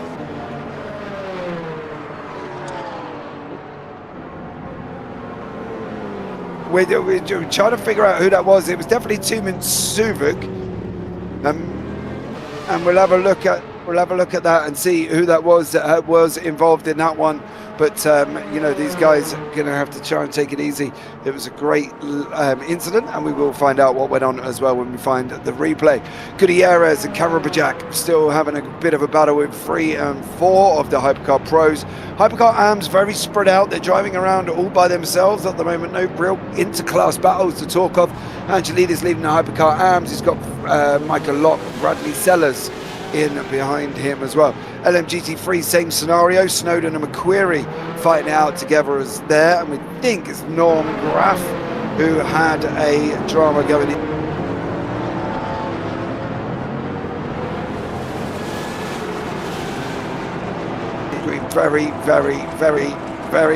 Very shortly. There we go. We're just catching the back end of that. That's what's happened. Oh, that was a good stop from Civic's car. And the 013 unfortunately does take a spin round on that one. There must have been contact going in there, Tom, I think, to cause that. Yeah. Well, they were trying to go past GTs at the same time. I think when one tried to go past the GT, he didn't take notice of the hypercar that was behind him. So that's the way I perhaps envisaged that one. Yeah, So, no, we yes. only saw the back end of that replay. I believe there might have been a beginning. It's like now. Yeah, here we go. This is the whole thing, I believe. And Oh, he runs in deep. oh, Graff. That is shocking.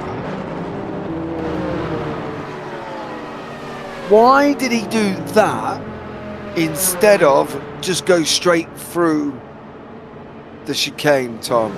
I don't know. If it was me, I would have just... Yeah, I think it was trying to avoid get a track limits warning, but it is a bigger penalty to run into someone rejoining than it is to just cut through the chicane, and it's more dangerous doing it like that. So I wouldn't be at all surprised if there was a penalty coming in the way. Whether it be in this race or for the next one, it shouldn't go unnoticed. That was poor. Yeah, further up the road of these two, going in through turn 5 at the moment, is the turn 7 is the Kataranakis barge battle. At the moment we've got Magnus Dahlgren and Johnny Gutierrez. We should flash past the leaders of the GT3 AMS very shortly, as they're going to be fighting out. They're just there on the bottom right hand corner, but there goes, I believe that's George going up the inside, is it? I think, judging by that livery. And there's Kataranakis, and there they are fighting out. There seems to be two places at the same time here. What's going on? Kataranakis on the left is coming around the NASCAR bend. Kataranakis on the bottom is going through turn 7. I mean, there might have been a production error on that one. Tom, a little bit of a boo-boo there. We had the same cars on different parts of the circuit. Yeah, well, what I was going to keep up with was the fact that Karabachak has lost ground. You could see going too deep into turn 1, and it was easy picking for Dahlgren when he got by him at the Le Mans bus stop.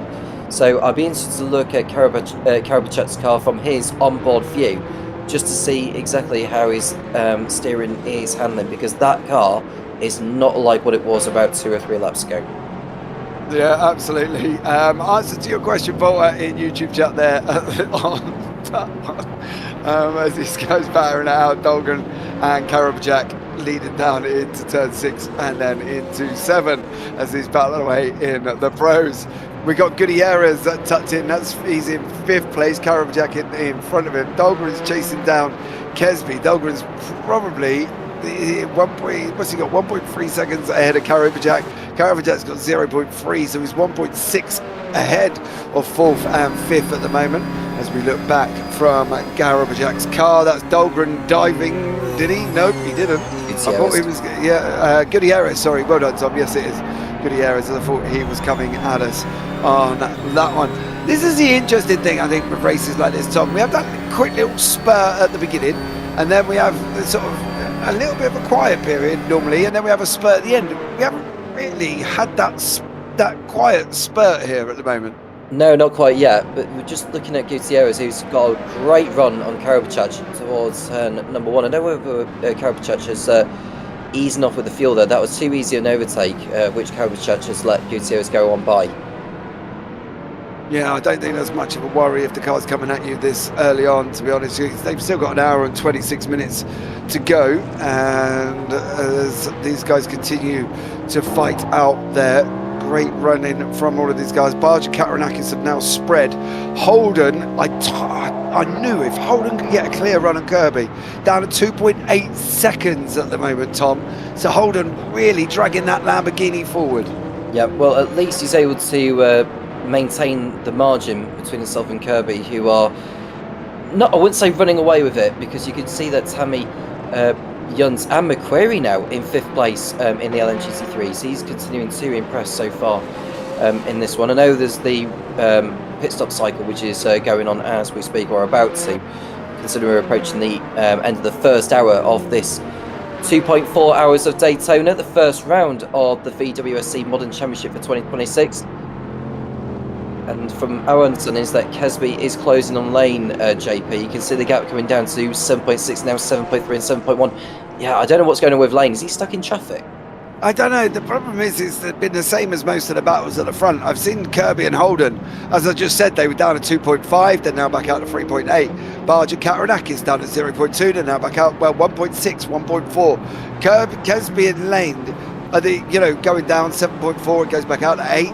George at the moment, he's driving around chilled out in that hypercar. He's 9 seconds now ahead of Chabot. So I think, to be honest, Tom, with all the traffic that's been taking shape and all the little bits of niggly-igglies and iggly-pigglies that we've had going on at the moment, with a little bit of the wigglies from some of these drivers, I wouldn't really worry too much about where they are at the moment. I'd probably worry about where they are in the last 5 minutes. Well, there is John Mayer getting a great run on Norm Graf this time, out of the last banking before the line here. He'll have his nose in front by the time we get into turn one. I think Graf will just be on the brakes a little bit sooner just to ensure he can get his line spot on. Yeah, he just sensibly allowed Mayer to go because I think they may be on different strategies to each other. Maybe the other's trying to go a lap or two further at the back. We see Alexander McQuarrie and William Snowden down in 5th and 6th places. McQuarrie continuing to impress. Yeah, we can bring Mr. Benjamin Porteous-Heath into the booth to have a chat. Ben, welcome in. How are you? Hello. Hey, everyone. Right, dude. Your round one didn't last very long. What happened? So, from what I gather, from looking back at the replay, I think the Cadillac at the back sort of missed the start of took off way too fast, speared me into the wall, caused me to lose a lot of downforce. I had front right damage and rear damage, and then coming out after the international, after the international horseshoe, I think going into turn 6 or 7 it is, basically I went to brake and I had a Acura right on my bumper behind me, and I had Norm Graf in front of me, and I tried to brake hoping that Norm Graf would keep going, but he broke a lot more suddenly than I was expecting. Caught the back of him, and then the Acura behind me hit the back of me, and then as Norm Graf came back onto the track, he hit me, I hit the Acura again, then I went into the wall. And at that point, I was 10, 15 kilometers down on top speed, so I was time to give up at that point. That sounded very dramatic, Ben. Got to be honest.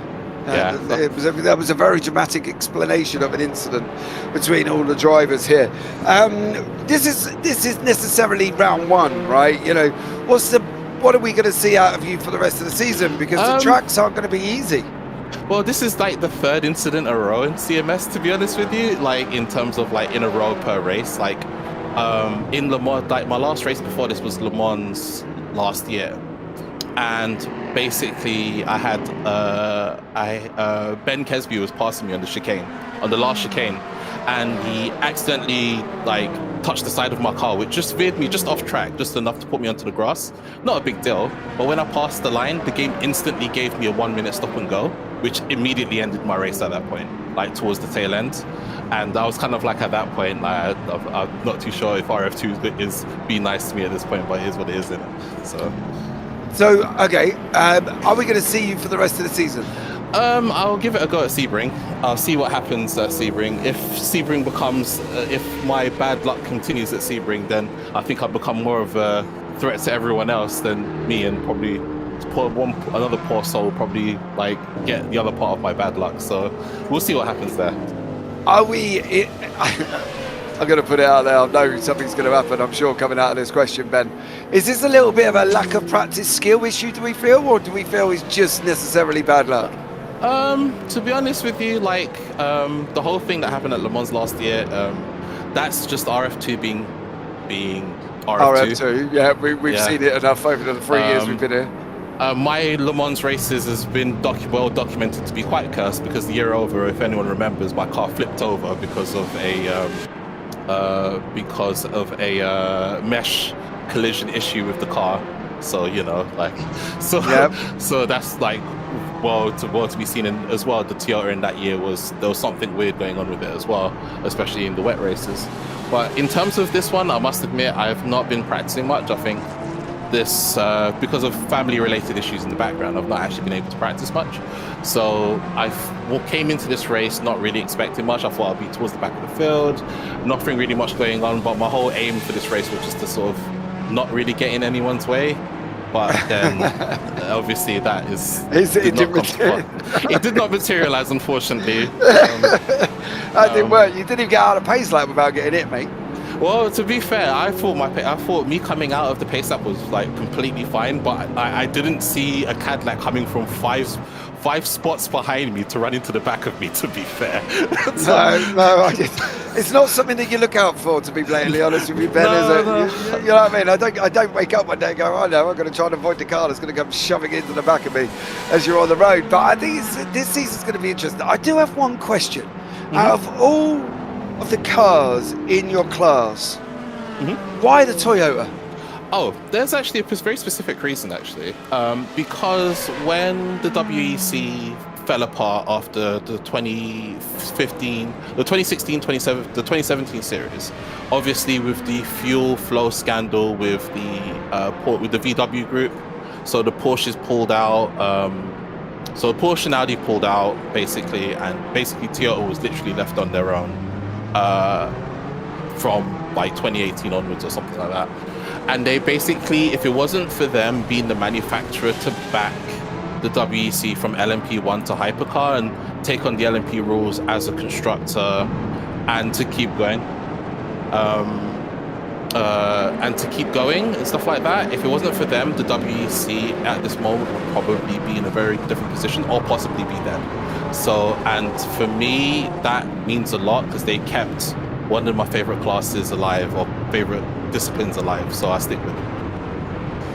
Okay, you're right. It is a very specific reason. I gotta be honest. Is it the best car in the field, though? It's a very good car. Obviously, last year's car was really, really good. Last year's car was great. I actually think it was one of the best cars on the grid. The year before that, they had some sort of structural issues, which they did fix going into 2025. For this year, I find the car a lot more understeery than it was last year, but it's still quite good. The acceleration and top speed is very, very, very quick. It's a bit hard to drive on default setup, but I've managed to have a setup that's actually quite good. It was very comfortable. It wasn't very twitchy and stuff like that. Basically, I just fell foul to the point where I didn't expect the car in front of me to brake as suddenly as I thought it would, basically. And I was sort of like wary of the car behind me, and I was like, if I slam the brakes now, I'm going to fly into this car regardless of what I'm going to do anyway. So it is what it is. But like, yeah, it's hopefully for Sebring is another track I've been practicing, not necessarily on this game, but on others. And I think I'm better suited for Sebring this year than I was for Sebring last year. So. Okay, but RF is completely different to other simulators. And it's not that different. Like, it's also like, I'll put it this way, like if I managed to get my feet into RF2 relatively easily because Gran Turismo 7 got me the start and they didn't feel too different. I know that's going to be controversial to a lot of people, but yeah, it didn't feel too different. And it's like, well, it's even because of on GT7 you have to play most of the time with traction control off, and traction control is very, very harsh in that game in terms of what it does. I was like, it sort of sets you up for it. So I don't think games are that too different apart depending on. I think it's more in the class of car which changes how much you approach it. All right, final question from me then, because you've mentioned it 3 times. Are you playing a game or are you driving a simulator? For me, I am playing a game. On that bombshell, we're going to say goodbye to Benjamin Poyer's Heath. All DMs go right at Benjamin for that one. Ben, thank you so much, buddy, for joining us. Anyone you want to shout him out before we let you go? Shout outs to the Storm to Storm Gang Simulations, because they do amazing stuff. Follow their Patreon all the time because they always do such great work, and I really appreciate the stuff that they do. Shout outs to George that runs George and the other guys at the CMS that run this league, because they do a lot of unthankful work. And to be honest with you, people really don't understand how much hard work goes into it. Shout outs to Scar Pope, because he helped me with a lot of my setups last year, and I can't say how grateful I am to his work. And shout outs to the broadcasting team, because the broadcasting team do a lot of unthankful work, and like, it's a very hard job. Yeah, to be fair, we are pretty awesome, I'll give you that one. But Ben, look forward to the DMs coming your way, sunshine. Take care, buddy. I look forward to seeing you in Sebring. No problem. Oh, he was a nice bloke.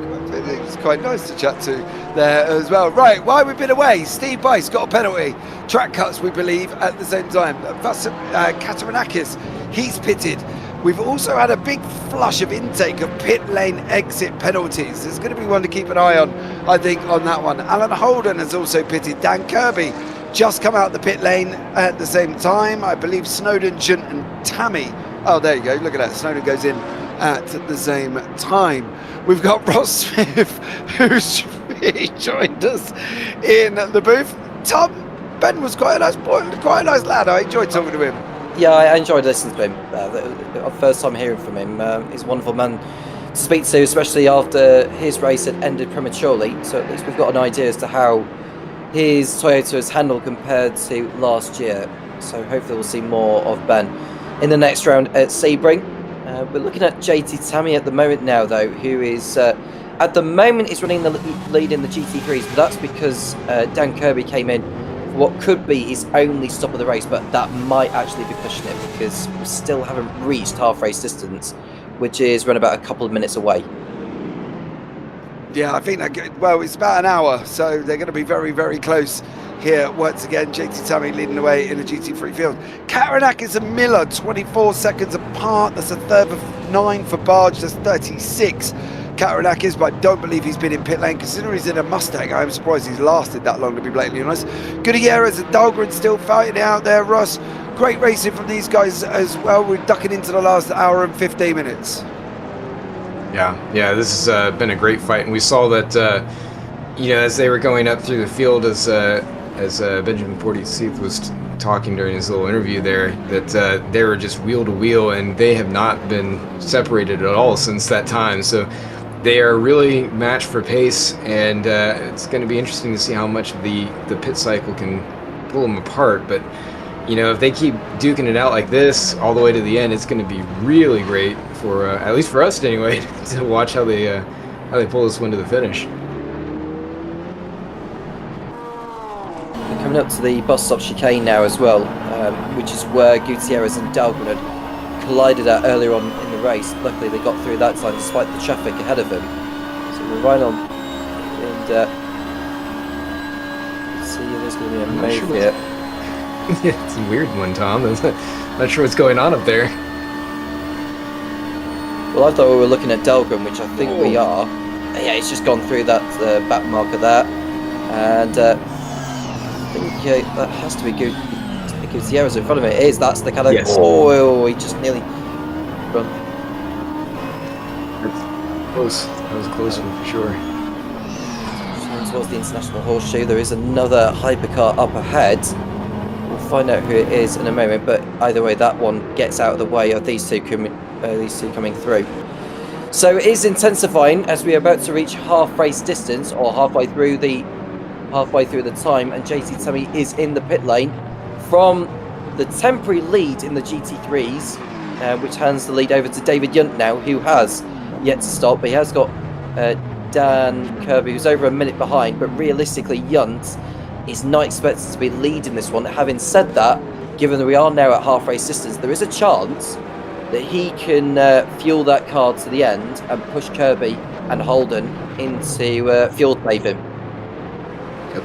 Yeah, Yunt is in there right now, as you're saying, so it's going to be a race for time. They if he doesn't take tires, which is a big if, because with the GTs you want to get tires typically because they just don't last very long. But if he doesn't, then he should be able to go pretty much about now. It looks like, yeah, he is getting tired. So transit across pit road, that's going to put Kirby ahead of him once he pulls out, or at least very close.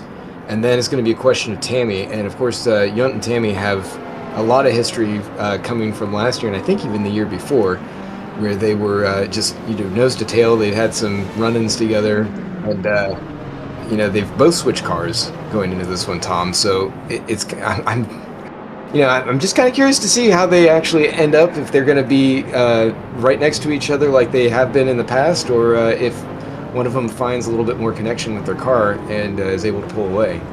Dahlgren's passed Gutierrez then for third position in the hypercar class. This is going to be a replay of something that has occurred whilst we're watching.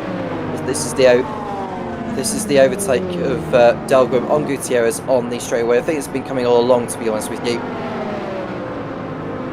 They are going to go side by side into turn one. Was there slight contact between the pair of them? No, I think Dahlgren just cut off around about the right time. Nope, nice and clean.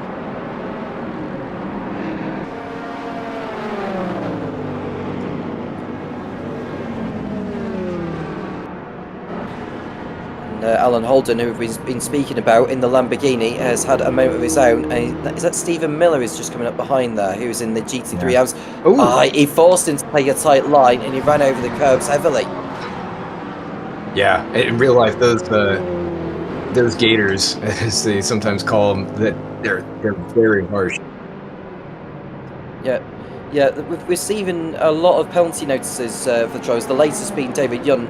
As he exited the pit lane, I would assume that will be for speeding in the pit lane. So that will cost David Yunt quite dearly, and that's a huge shame because he could have been potentially in the running for the race win a little bit later. Yeah, Tom, it's I was looking there. So usually when they get that, it's because they get onto pit. Oh, splitting Stephen Miller. That's dangerous, heading down towards the bus stop. They're side by side. We'll give this a little bit of chance to breathe. But typically coming into pit road, that's where we usually will see those types of penalties take place because they can't quite get down to speed, and it is very slow on pit road. I think it's 60K if I remember correctly. So very slow, and coming off of these that long back straight, it just feels like you're crawling. It almost like the car is stopped by the time you actually get down to speed. Oh, don't chop them. Alan Smith and Michael locked in battle here, and Alan Smith's doing what he can to keep it a little bit of a side touch. Well, he had to outbrake him there, did Alan Smith, but he had to make sure he didn't run into Michael Lock. But that'll be not the last time that these two will go into longer heads between now and probably the next round of pit stops. So here's your order then. So it's Tom Lane who leads, Ben Kesby in second place, Johnny Gutierrez is back into third position ahead of Dahlgren. We don't know exactly what happened to Dahlgren actually, because we saw him go past Gutierrez for position.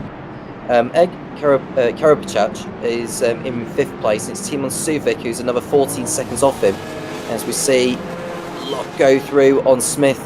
This is for ninth position, both overall and in class. And there is that's JT Tommy? Yeah, it's JT Tommy who's just getting out of the way, isn't it? That might have helped Locke on that occasion because it looked like Smith was coming at him, and he is coming back. It's Smith, but he has to leave room. Oh, and as he was correcting the side, he nearly took Michael Locke with him.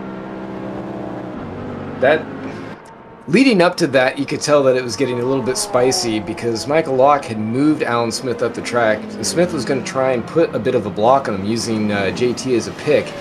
And Micah wasn't having any of that. I couldn't quite tell from the position of the camera how much that side-by-side was there. But he really, from what I could see just immediately, didn't look like he had an opportunity to move up because Alan Smith had that position. But he did anyway, and then going into the bus stop, obviously we saw Alan Smith just barely holding on. I can tell you just from running that ARX, it really does not like sliding around too much. The back end, like, you really want to keep it planted because it's very easy to spin. Very stiff chassis, as they're going to get held up here now with either Kirby or Uyan. I think that's Kirby. It looks like 90 on the side. Yes, so This is going to be a little bit of a cap in the bottle. But yeah, Tom, it's getting spicy between these two. I wouldn't be surprised if we don't see another contact coming on to this next passing attempt. The traffic is getting rather congested in the first part of the circuit, because if you look at the drivers that are just entering the infield or round about the infield section, there's like a queue of like over 20 cars like next to each other. It's crazy. But there are is that Ben? That's Tom Lane, isn't it, in that purple and black livery Ferrari 499P. He's just going past one of the back markers. So like that, I think that was Bradley Sellers, wasn't it? That he's just gone through to that. So that's him out of the way. So only the top 10 are on the lead lap now, as we are 1 hour and 5 minutes away from the checker flag. It is darkness at the moment, but as I've mentioned before during the course of the broadcast, the time lapse will be 10 times the speed of real life. So the sunrise is around the corner. I think Tom Lane will need to be on his toes here, because it looks like Sellers is coming back at him in that BMW M hybrid, but I think wisely Sellers has decided to stay back behind him and wait for another opportunity. Michael Locke has gone back behind Alan Smith in their tussle over 9th, and it won't be too long before the leader Tom Lane comes up to lap them. You know, it's interesting. I'm looking at Sellers and Valtteri De Bruyn's teammate, and I'm kind of surprised to see them down, especially getting lapped. I know pit cycles might adjust some of that that they've gotten on the other side, and certainly traffic's playing a role, but I'm wondering if they ended up getting in a tussle early on, because certainly for Sellers, typically he's at the front of the field. He was putting a lot of pressure on the top runners last year. He's doing pretty well. And so just to see him kind of further back and, you know, having a lap taken out, it's kind of a shock. I'm just wondering if maybe that BMW is that much further down on top end. It's that detrimental, but we're only halfway through the race. George Angelides in the Acura ARX, running in 12th position overall, but is the leader in the Hypercar AMS. He's just under 5 seconds clear over Vinicius Goncalves in second position, with Joey Chen another 5 seconds off. So it's far from over as far as the Hypercar AM battle is concerned. And well, it's been that sort of race so far. 42 cars out of the 44 are still running. Alex Schultz and Benjamin Portis-Heath, who we spoke to not too long ago, are the only drivers out. Dean Clark is 20 laps down on the leader, so he's doing his utmost to make sure he gets to the end. If he completes 70% of the race leader's distance, he would be eligible for points here. Yeah, but that's a long way. Isn't it, Ross? 70%, and he's God knows how many laps down. Is he even still running? Do we know, or is he just sat in pit lane at this moment in time? No, like Tom said, he's still out there. He's still going. He's still going, but is he going to be able to get within 70% of the leaders? I believe so, yeah. I mean, it's going to be based off of, I want to say, I mean, it'll effectively turn into laps, but I think that's going to be enough that he'll be okay. I mean, if you're only going to lose like maybe 3 or 4 laps at that point, I want to say. What I will add as well, if it goes like 90 laps this race, you take 27 off it, because that's 30% of the race leader's distance. That would be 63 laps, which he would need to complete, which would be 27 laps down on the leader. So if he's 20 laps down now, considering he's in a hypercar, I think he'll be all right. All right. Well, going to find out. Non-Graf has got a penalty for exiting pit lane. As we see, we've had a flush of them coming in on that one. Kaloranakis still 33 seconds ahead in the AMS. I'm going to presume at the moment, as being that it was 60 to 65 minutes, that he might have not got into the pit lane yet, Ross, which is quite a surprise considering he's in that Mustang. Well, yeah, unless for whatever reason it didn't capture the one and we just totally missed it. But yeah, I have to imagine that he was in there at some point, just because from what we saw at NARS, they were consuming way too much fuel. So yeah, I think maybe we just missed when he was in there at some point. Well then, for whatever reason, that is a great job from Kaloranakis to get 33 seconds over Stuart Barge, who was right up his rear end. They're coming into this cycle as well. Lane still leading out in the pros with Kesby along in behind him. Angelidis 3.5 seconds out in the Hypercar AMS. That's come down quite a lot. He was 8.5 seconds back. Kirby there in GT3s ahead of JT Tammy by nearly 8 seconds. JT dragging that Lexus RCF up by the steering wheel and doing a great job with it. As we said just a minute ago, Karanakis 31 seconds ahead in the GT3s over Stuart Barge, who was pressurising him, of course, on this one. We've got 1 minute to go before we break into this final hour. The final hour, Tom, what are these drivers going to have to do? Surely it's about trying to get as many positions as he can now in that final bit. Well, what I've been thinking about is that some drivers have gone like a lap or two further than others in the first pit stop cycle. So if they do it again, then we could well see drivers, some of them having to fuel save just to make sure they've got enough to get to the end, and others will be pushing them to a mistake. But there we see Magnus Dahlgren, and he's just going through back markers. So we see Alan Holden, who lost the position to JT Tammy in the round of pit stops. If you remember, Ross, we saw Holden go through the curbs and he lost a bundle of time, and I think that's what's cost him second position effectively. And you can just see the flashing lights there from one of the ARXs going through. Is that Kesby who's just gone by? Or is that well, it's either Casby or Karabajak, because they're in the same livery. It's Tucked up Karabajak. at the moment. Alan Holden chasing down JT Tammy. He's got a second on the clock, dragging that Lamborghini by the horns. So let's see how he gets on, whether or not he's going to be able to get that position back. I'm interested to see how Karanakis got 31 seconds. That is meteoric gain from him on in this race. So let's see how these boys get on as we're breaking into that final hour. Ross, what are we doing, Ross, in that final hour now? Is it we all about gaining positions? Are we all about thinking of fuel now? Do we want to minimize fuel stops coming in? Is there going to be GT3s that have got to take 2 stops? There might very well be. I mean, obviously we're at 1x right now as we go to a replay, but I mean, it's more of the same. It's just conserving what you have and playing the cars where you are. It's just like that Mistral, Mercury Mistral, Eric Moynet. Yeah, he's back end. Oh, Moynet going around there. Hypercar. So he was up there. I think he was up in 4th at one point. It's down to 5th. Ooh. And now we got a good battle here between Alan Holden and JT Tammy. Yeah, JT Tammy, Alan Holden, Lamborghini and Lexus RCF. These are the only 2 in the field. There is a double of other manufacturers. The only other one, I think, is the Mercedes AMG, who's the only single manufactured car running in this class at the moment. But these 2 battling it out now. Holden tucked in right behind. He's going to pull out. Is he going to hit the wall of air, or is he going to be able to get alongside? He's trying to get alongside JT Tammy coming up into that bus stop. He's only going to go one way. It goes the Lamborghini way. It goes Alan Holden way, and he takes that position away from JT Tammy. How quickly is that gap going to come down from Karanakis now? That's what we're going to find out. Yeah, I'm not sure. We've got Karanakis, I think, still back, but maybe you meant Dan Kirby up there, who's up in 10 seconds now and kind of shrinking a little bit. But we'll see how some of that is, because we got the 992 going to the infield. But and we got still, this battle isn't over yet. He gets his slipstream going into the infield. We'll see how much better that Lexus is than the Temerario, unless Alan Holden's able to take advantage and pull away a little bit on JT Tammy if he's used his tires up a bit too much. Yeah, my mistake on that one. It was closing down on Kirby, not Karanakis. That's got Budge, who has overtaken Miller. That's got a 30-second gap to close up here. But Alan Holden in that Lamborghini gets a little bit of a gap on JT Tammy on that infield through turns 2 and 3. Now it's through the sweeper of 4 at the moment. Holden trying to open up as much of a gap as he can. Is the draft, though, Tom, going to keep JT tucked in behind him?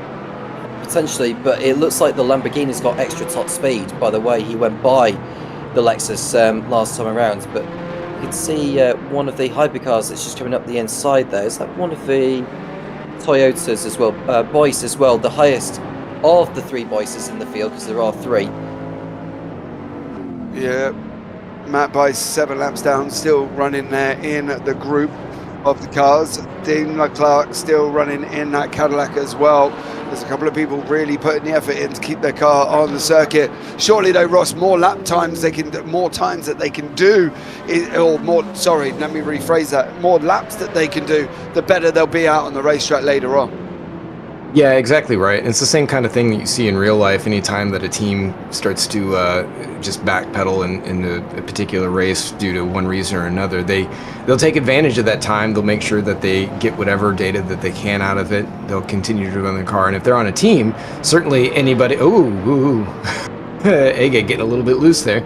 But anything that you can do to help your teammate out, maybe not as much as we saw maybe some certain GT BMWs a year or so ago when they were holding up the Corvette drivers. But, as long as you're not doing anything as nefarious as that, you still have a card to play, for sure, in your team battles. And certainly getting any kind of seat time, learning what to do with the car, assuming it's not too damaged or anything or running off of a pace that you'd normally be able to do. Everything helps. I mean, you're already in the car, you might as well just enjoy the rest of the race. Maybe get to learn the way that some of these other drivers are around you, whether they're in your class or not, just to get an idea as you go into the next rounds what you can do to improve your race there.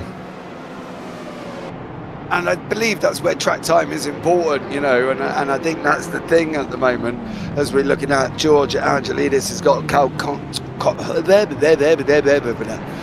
Vinicius Concalves closing in there. Sorry, my teeth just come loose for a minute. I have to go and refresh the denture cream.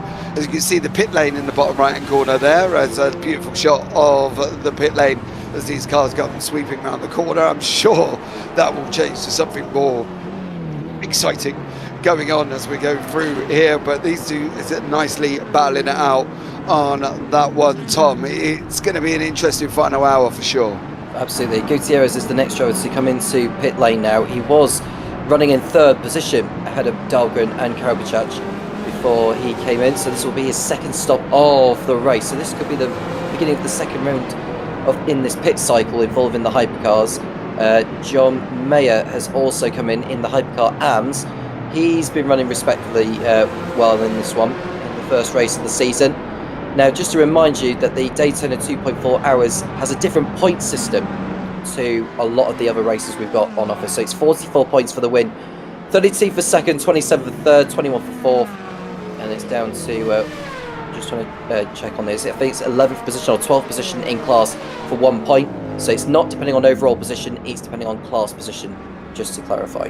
Yeah, absolutely. We've got multiple different... I will pick up on one of the things that we have forgotten to mention all the way through so far as we come into the last 54 minutes. We have 8 championships available. You heard me. 8. Team Championship Hypercar, Team Championship Hypercar AM, Team Championship GT3, Team Championship GT3 AMS, that's 4. Then we've got the Drivers' Championships are the same, Hypercar, Hypercar AM, GT3, GT3 AMS. So there's 8 championships up for grabs. We will keep an eye on it. As you can see, the mid-race standings on your screen. Tom Lang leading the way with Kesby, Dahlgren, Karabachak, Suvic, Uchiazo, Uyan, Gutierrez, Sellers and Smith, who is behind that in 10th place. Paulbert Reyes, Vuva de Bruin, Ben Borman, Gilles Lalonde, Michael Locke, Brian Hall and Riley Koenig still rounding out the 17 Hypercar Pros.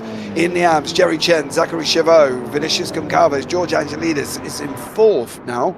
Then Bice, Meyer, Bice and Graf and Bice, 3 Bices in the top 10. Great run from Mike, Stephen and Matthew, with Dean Clark and Paul Yassif, as we know, we spoke to him earlier on, DNF'd. In the LMGT3 Pros, Dan Kirby out in front with Holden in behind him and JT Tammy. They've not been very far apart at all throughout this race. William Snowden, Alexander McQuarrie, Simon Kingsbury, David Junt, Uyan, Fowler and Schultz, who's DNF'd, round out the 10 in the Pros. In the AMS, currently is Katarinakis out in front with Stuart Barge, Stephen Miller, Daryl Kruger and Christian Dauger rounded out that one. Katarinakis still has got a meteoric gap in that class, so that is absolutely an amazing job from him. Let's get back to the racing. 52 minutes on the clock, and you can see I believe that was Tom Lane in the pits we were just looking at. I believe that's Karabachak clearing one of the back markers currently on the screen. Oh, it's Kesby clearing back markers on the screen. Dahlgren in second, then Karabachak, Tom Lane in pit lane, irony, Suvic, Ichiazo, Uyan, Gutierrez and Sellers on that one. So let's see how this all materialises. Gaps materialising now, Tom, but is this part of the F1's where we see these gaps appear and then they close at the end. Yeah, possibly. I just saw, I think it was Alan Smith that went through the alternate configuration towards where the horseshoes are, just to stay out of the way of the traffic that's coming through. But I think with Ben Kesby now, he's got to get on with it. He's got to try and take his Ferrari as far as he can before he pits him. That way it helps with tyre life in the run into this race. But he's going to have a mountain to climb, I think, if he is to snatch victory away from Tom Lane, because Lane had a very comfortable margin over Kesby before the second round of pit stops had arrived. Yes, and that is the problem. Tom Lane in pit lane again, so that should be his second stop. We've got a replay coming up here of Katarinakis, who is just been passed by one of the hypercars. He's gone and it's carried on going. Didn't like the bus stop there. Ross thought he was going to really jeopardise his laps, but I don't think that's going to do any better. No, and you have to be very careful when you're going through there. I don't recall if this version of the track, if Don Simon has updated it, but I want to say that you actually had to stop. He might have removed that. I might be thinking of a different version of the track, but if he goes through the pit lane for some unknown reason, then that would probably be the reason. And I heard that we just had a DNF, so Alan that might Smith. be what happened here. Alan Smith DNFing. Ross missed the corner, decided I've had enough after turning that car into a lawnmower, parks it up, and DNF's out of the session. So that would be DNF number 3 so far throughout this race, which isn't bad at all. Out of 44 drivers, 41 still running, and we've coming into the final 49 minutes. This is going to be one I think we're going to be able to remember, as Ichiazo is going to go down the order. He's jumped into pit lane. I expect Lane to go through Gutierrez and maybe even Sellers, definitely, because he's tucked in right behind Gutierrez at this current time. 49 minutes to go. Is this going to be a runaway victory for Kesby here, Ross? And will we see challenges coming to him over the season, do we think? Well, Kesby I mean, he's definitely a fast driver, and he's got things going his way this time, just because he's been able to take advantage of a lot of the situation. He doesn't have Kirby out there to put that kind of pressure that he'd been experiencing over the last season. So I don't want to call it being over by any means, because we still have, nigh on 50 minutes going in the rest of this thing. And the guys chasing him down, his own teammate, Dahlgren right behind him, Suvik. I mean, any one of them can make a play for it. And Tom Lane, obviously, he's in there. I'm not sure why. I'm hearing Tom Lane is actually in the lead. He's showing him in 6th place, so I'm guessing that has something to do with the actual. Don't forget. Cycle. So Yeah, I he has think the effective lead once the cycle goes through. So yeah, he did pull off, but I mean, Kesby is he's strong. We saw that there's a good fight going on there. They're both running those 499. So I mean, I think it's going to come down a little bit to the end unless something holds one or the other up. Okay, well, we'll keep an eye out and see how these get on. What we mean by the fact that Lane's in the lead, he overall on track with pit stops.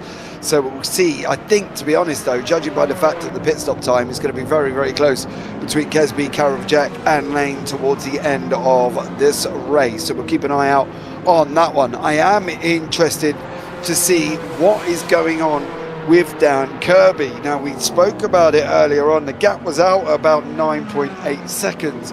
It's now 7.6 and is coming down very quickly indeed. So I wonder if Kirby, Tom, is either fuel saving, or is he just trying to manage his traffic situation where he's going to get caught in a bit more of a viable place on track? Whoa, that blue car is wiggly.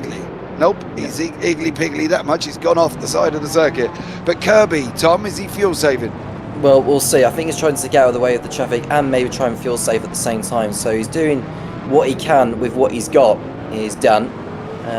But just looking at Ben Kesby's making his way through the traffic, because he got past around about 5 or 6 cars after the bus stop chicane, and around the horseshoe he comes again. Who's he got next to get by? It's another one of the hypercars which he'll want to navigate through. But this is a crucial point in the race for Ben Kesby, if he can make this strategy work for himself. Yeah, I wonder if that's George. Is that George underneath there in that numbers? I've got a number on the side that doesn't match the number on the back of the car. So I think that is George Angelidis. Well, it definitely is, because you can see it now with his name. He's just gone past there, so he puts a lap on George. 7.7 Kirby Holden now, 26 for Kataranakis and Barge. We've had an incident in Sector 2 currently at the moment. I'm probably guessing... Oh, car in the barrier. Yeah, there's a car on the right-hand side there, just absolutely spinning coming through the bus stop, and takes an advertising board with him. So that's going to add to another one, but George Angelidis is sitting in third in class, 18 seconds behind, well no it's not, it's 34 seconds I believe behind Monet currently. So that's another battle here at the same time. Ross, we mentioned earlier on, you know, what is this for George? You know, always the bridesmaid. He's never the bride or matron of honor or whatever you want to call it. Always finishing second place. This is what happened here with Zach Chavo, who catches the curb and unfortunately spins around. Does keep it out of the barrier there, which is absolutely amazing. George Angelidis, Ross, what's he got to do? You know, has he got to go and pull the leader's internet cable out for this, for him to win a championship? He's getting frustrated by it. Yeah, and it has been, and I understand his plight, just because, I mean, he's an engineer first and foremost, and his race, it can only be won through strategy. I mean, not to say that he's slow, but if he's going to outmaneuver some of these other guys that are able to get a lot more seat time, he has to strategize. He has to be able to put in a good setup that he feels comfortable with. And I feel like a lot of the times that's his major downfall, is that he doesn't get the time that he needs. Or in races where he actually does, it seems like he ends up having some kind of issue that, you know, either he gets crashed into, or, you know, one thing or another happens, and what would have otherwise been a really good run for him ends up getting taken away. So, I mean, it's been, you know, kind of painful to watch that. You know, I empathize with him in a lot of ways. It's a long season he's been in now, isn't it? 10, 11? It's a lot, yeah, that's about right. It's, well, since 2019, I mean, we've been running VWSC, so it's at least under the stewardship. So it's really been it's been tough for him, for sure. I mean, he's been so close so many times, and a lot of it will just come down to, like, if any one thing had been a little bit different, he could have had it. But he's in a good place now. We saw his teammate Zach, who's going through. You know, Chavot was having an issue there. Unfortunately, that's allowed some position to be made. Moynet and Chen, who are his rivals right now, they're on the what is it? The Curie Mistral. Yeah, thank you. Sorry, get my French out. So they're definitely competing against him. You got the Bice brothers going there too. So I mean, it's a heated competition in the Amfield. As we go to replay here. So yeah, he just needs to be consistent. Yeah. Oh, there's a spin there. Oh, yeah, he got a hit there, Suvic from JT Tammy. But there has been a rush of yellows. We've got to try and catch up on something of what's happened here. But there has been some dramas going on around here at the moment. Tom, we're running into this final 43 minutes. And I've got a funny feeling there's going to be some drivers who are definitely going to be anxious to move forward. Well, what's worth mentioning is that Ben Kesby's got the jump on Tom Lane in the pit stops now, because his lead is run about 7 seconds over him. And Ryan Paulbert Reyes over at the Horseshoe has had a spin. I think this is probably the kickstart of the Concertina. Oh, dearie me. Well, that's what slowed George down. Wow. And the rest of them. Wow. That was a 4-car pileup involved in that one. Paulbert Reyes started it off, and then it looked like nobody else reacted in behind it there, Ross. Where's that one going for the steward's booth? That's tough to say. It's a really difficult corner to come around and get position on, just because as you're going through that radius, you're looking ahead, you're looking towards the apex. And so if there's a car that's going, if they're sliding out, it's sometimes hard to pick that up unless you've got good eyes on them. And I think for some of those who are just behind, they might have been blindsided to it. So, yeah, Kesby's Tom picked up earlier on that Kesby has jumped Lane in the pit there. Kesby is 20 seconds pit. There they are. My God, 20 seconds quicker than Lane in pit stops. Ross, can Kesby get to the end? What does that mean for the fact of what Kesby's done? Is that tyres that he didn't take?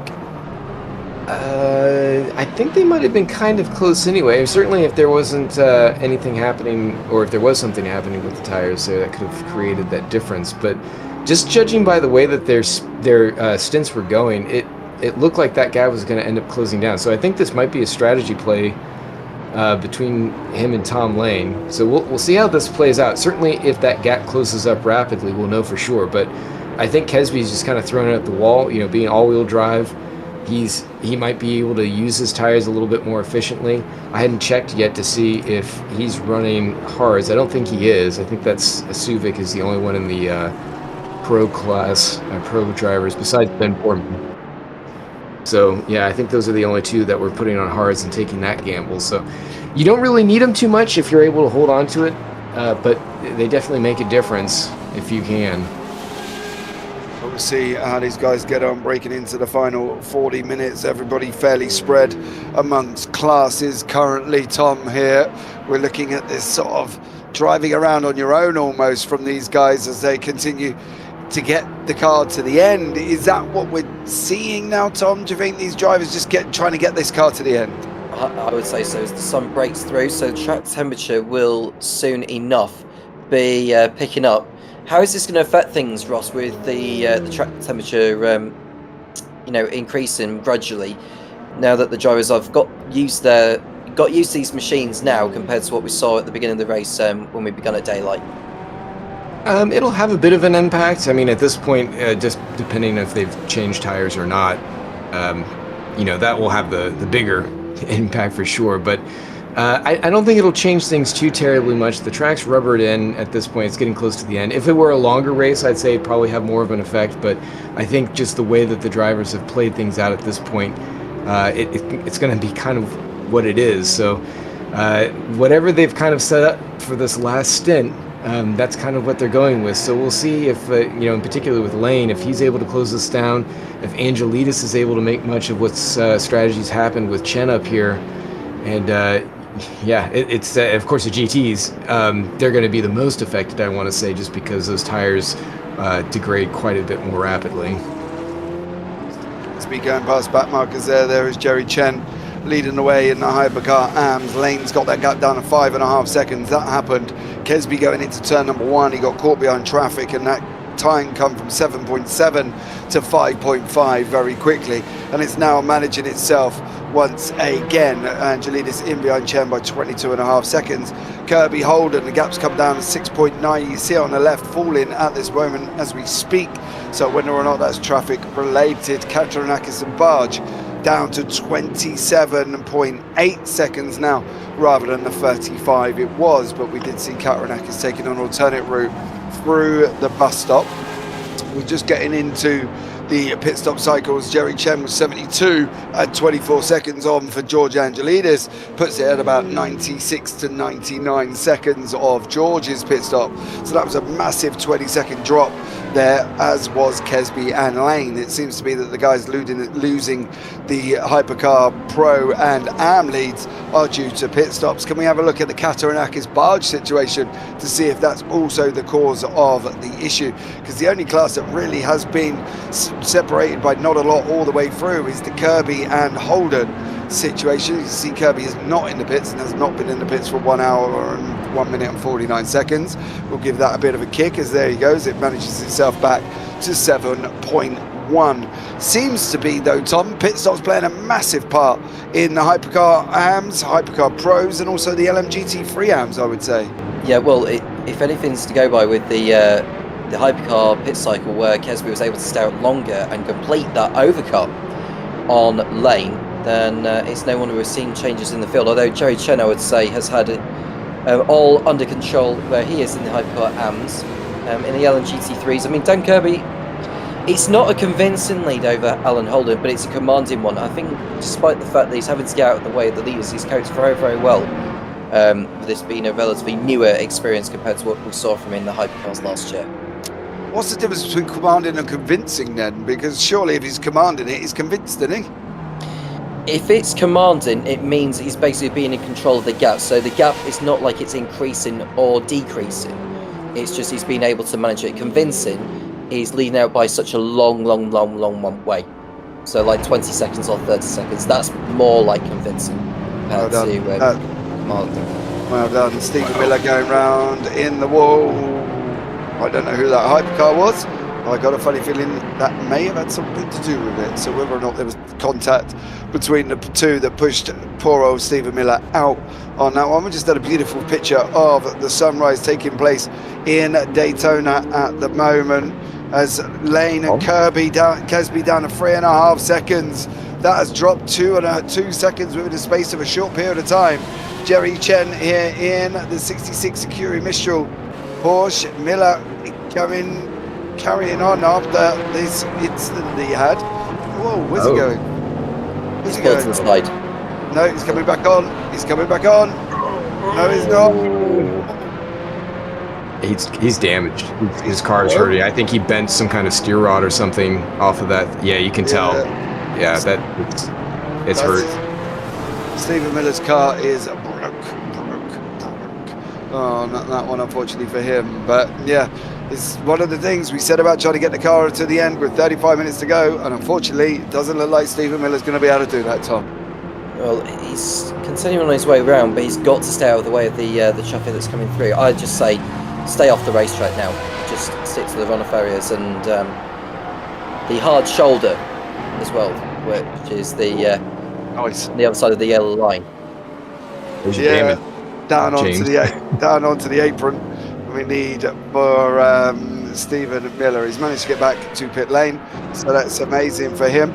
Lane and Kesby gap down to 2.6 seconds. I wonder if Lane's managing traffic better than Kesby is. Holden Kirby, 6.9 seconds. So that's coming down. Katarinakis Barge down to 19 seconds.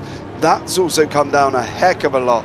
The only one at the moment is stabilising is the Kirby Holden, who hasn't dropped below 7 seconds as of yet either. So gaps peering seconds coming down. Ross here between a couple of the classes. How close are these second places going to get though when it comes to the end of the race? No, but I think Tom might have been right about the tire play between Kesby and Lane. Lane might have tires on him at this point, and Kesby's just hoping to run the clock out. But I mean, if he keeps closing like that, Kesby's going to need a miracle or some serious traffic to get in the way to be able to hold him off for another half an hour. Yep, that's always going to be a thanks, Ross. Pointed out on that one. I think you're right though. I think Kesby's going to rely on backmarker traffic if he can. There is riding on board with Tom Lane. That is Kesby in front of us. There, the tyre almost looks flat at some point on the track there. Graphical more than the fact that it is run flat. So there we go, 1.5 seconds. Kesby's really struggling in turn number 1. Lane's coming in behind him. He is closing up, is Tom Lane. He's going to go through the right-hander now, coming out for Ben Kesby. He's got to nail this if he can. 1.3 seconds, back markers in front. Kesby's praying that he gets there quicker than Lane gets to him. He needs them back markers, Tom. He wants them back markers because he's got to get a buffer over Lane somehow. And he can't get held up at the bus stop chicane. If he gets held up, then he's going to be a sitting duck to Lane on the straightaway when they come out of the banking. So he's got to get by these before the bus stop, ideally, and hope that Lane gets boxed in. We shall see. But I think both of them are going to get through these couple of GT3s before they get round. Although Lane's a little bit further back, isn't he? He'll go by them. Yeah, it'll go by them anyway. It'll close up at such a rate. Unless this Porsche holds him up going into the chicane. No. Now, 0.8 seconds. It's come down again. That's really, really bizarre way of losing time, Ross, on the straightaway. I'm gathering both cars were using the back markers, but 4 temps coming out of the bus stop and going on the run through the rest of the NASCAR corners. I mean, Tom is whipping the snot out of this car. You can tell he's pushing it to the limit when we saw that on board. But I think it could, if it's not just tires, it might be that Kesby didn't fill all the way, and he might be running in a lower mixture mode to conserve fuel to make it to the end. So just depending on how that strategy eked out where he was able to jump him more in the pits, he might be getting kind of served on the back end of this, and that's why we're seeing Lane close in so much. And it could also be the trim of the car. I mean, any of those things could be happening all together. Yeah, Kirby down in the bottom right. Carl's jumped in YouTube chat. Hello, mate. Hope you're well here as we've got this fight materializing in the Hypercar Pros. Tom Lane and Ben Kesby. It's going to be a battle of these machines. Who's going to come out on top?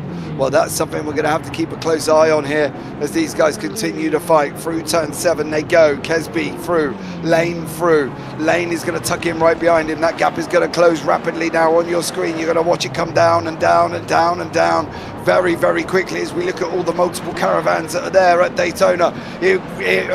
Lovely. Oh my God, we've got big wheel and everything going on now as these guys get hold up. There is a back marker. That is a back marker. Kesby's bouncing like a bouncy ball over the curb.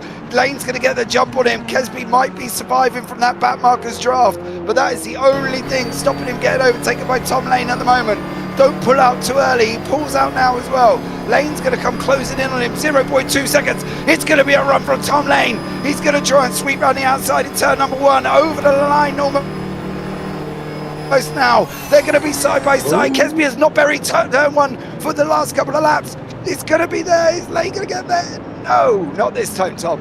The GT3's in the way now as they go through the chicane here. Kesby has to go by these and stay to the inside and doesn't give Lane the inside, but it looks like Lane will have to filter through. And there's another GT3 in the way which they'll have to go through here. I think it'll be out of harm's way here, so they'll go through now. And yeah, that's that one done out of the way for these. I'm just worried as the next set of back markers they'll be approaching as they come out of there. It's really intense now. You could just see Lane. No, he's not going to hold on. I don't think he will, but he's going to have to make Lane go one way and then the other. I don't think he's going to hold on. It's a battle of the Ferraris, the 499P of Kesby, the 499P of Lane. It's going to be on that run out of turn 7, coming down into the bus stop. I think Lane's going to sit in behind him though, going through the bus stop. Lane says, no, I'm not, JP. I'm going for it, son. He pulls out. Oh, Nestle's back in. He goes, all right, you were right, fair play. I'm not going to go there. Comes out the bus stop now as well for Tom Lane. Is he going to have another go coming in behind Ben Kesby? Is this going to be his opportunity to get this job done? Or is he going to use Kesby for saving fuel? There's a car on the grass on the left-hand side. Don't you dare come back up. Now it's going to be a run down from Ben Kesby over Tom Lane. Tom Lane's going to go and sweep up behind him as he goes around the outside. It's going to be a run into turn 1. I don't think Lane's going to get there. I think he went the wrong way. He's got to send it in deep. He does send it in deep over Ben Kesby. Now he's going to tuck up underneath. He's going to pull him back here as well through the zigzags going down into turn number 2. Lane's trying. He's climbing all over him like a baby monkey over his mother. Now Lane's going to tuck in underneath him. Going to try to cut back. Kesby's going to get blocked in. Kesby's going to get blocked in behind the GT, is he? No, it's the other way round. Lane got him. Lane got him. Coming into turn number 5. Lane got him with that Porsche on the inside. Stay away, don't you dare hit him. As he goes for Tom Lane. Kesby's going to try and get there as well. He knows he's got to get there before turn 6. He gets it through in 6 and 7. Lane did a job there, Tom. He got the job done. He used the back marker. He swept past Ben Kesby, which is what we expected to happen. Yeah, it was a matter of time before Lane got by, essentially. And that's the thing when you don't take new tyres in the pit stops. But from Kesby's point of view, he felt that was the only way he was going to be able to win. And there was a car just pulling to the side there. I don't quite pick up on who that was. It was a GT3 Porsche, I think. Well, we'll see soon enough. It was John Ewan who we knew about. This is that Dan Kirby? No, yeah. John Ewan. Oh dear. Oh, that's very bizarre. Those Porsche things we talked about. Yeah, but under braking going into what?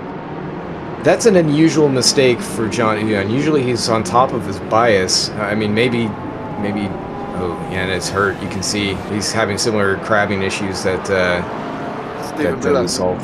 Yeah, and this is a little further up the road. Yeah, he's really struggling. That's going to be hard getting all the way back. I think he's been not having as much of a good time when that 992 as Kirby has, his teammate. Yeah, there he goes again, coming in through the bus stop. Bear in YouTube chat, run Lane, run! He's put there as well. Giving clear instructions to Tom Lane as he tries to run away from Ben Kesby, 2.3 seconds back. We've got Alan Smith in the waiting room. Alan, welcome in, dear sir. How are you? I'm well, considering. Yeah, DNF'd in the hypercar there, dear sir. What happened? Well, I missed my pit box. I just lost track and ended up running out of fuel, which is not the way. Not the way you want it See, to go. now I wouldn't have come on an international broadcast like this one that's going out to millions and millions of viewers across the world, Alan, and admitted that you can't manage your fuel properly, dear sir. The funny thing was, I had gone for the box the lap before. I was thinking about doing it the lap before, and I was like, no, I need to push this because otherwise we're going to have to stop again. And then you get in that tunnel vision, and sometimes it's the worst thing. It is the worst thing. Sometimes it's the best thing because you're just there hammering out laps and you're there, bam, bam, bam. And then sometimes you just need that, almost that voice in your ear. Yeah, next time give me a shout, mate. Yeah, I wouldn't push fuel in a race like this because it's 2.5 hours. It's 2.5 hours of racing, dear sir, and you run out of fuel and now you ain't gonna score any points. So easy to do. Nah, it's unfortunate because the pace was a lot better than I was expecting based on practice times. So Yeah, you're in the Acura ARX. Why, we haven't got no 9X8s out on the track. Why not a 9X8? Or how did you determine? Yeah, there's a question. Let's do it this way. How did you determine that the Acura was going to be the better car for you?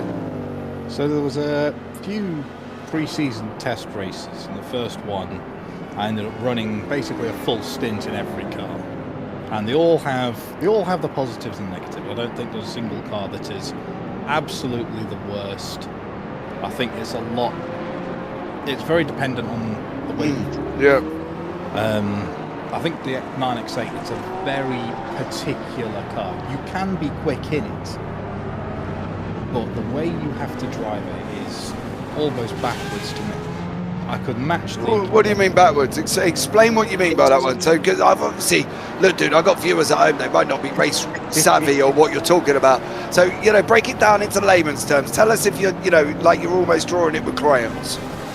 So most of the time when you're racing these sorts of cars is you're relatively deep at the brakes and you're carrying a fair amount of speed through the corner to get on it, and then you get on the throttle fairly late.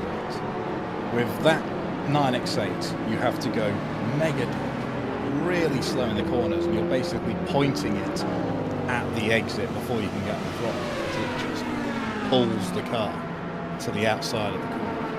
Whereas if in the Acura, it is incredibly pointy. You can get that front end basically anywhere in the corner you want it. And that, at least for my driving style, it builds confidence.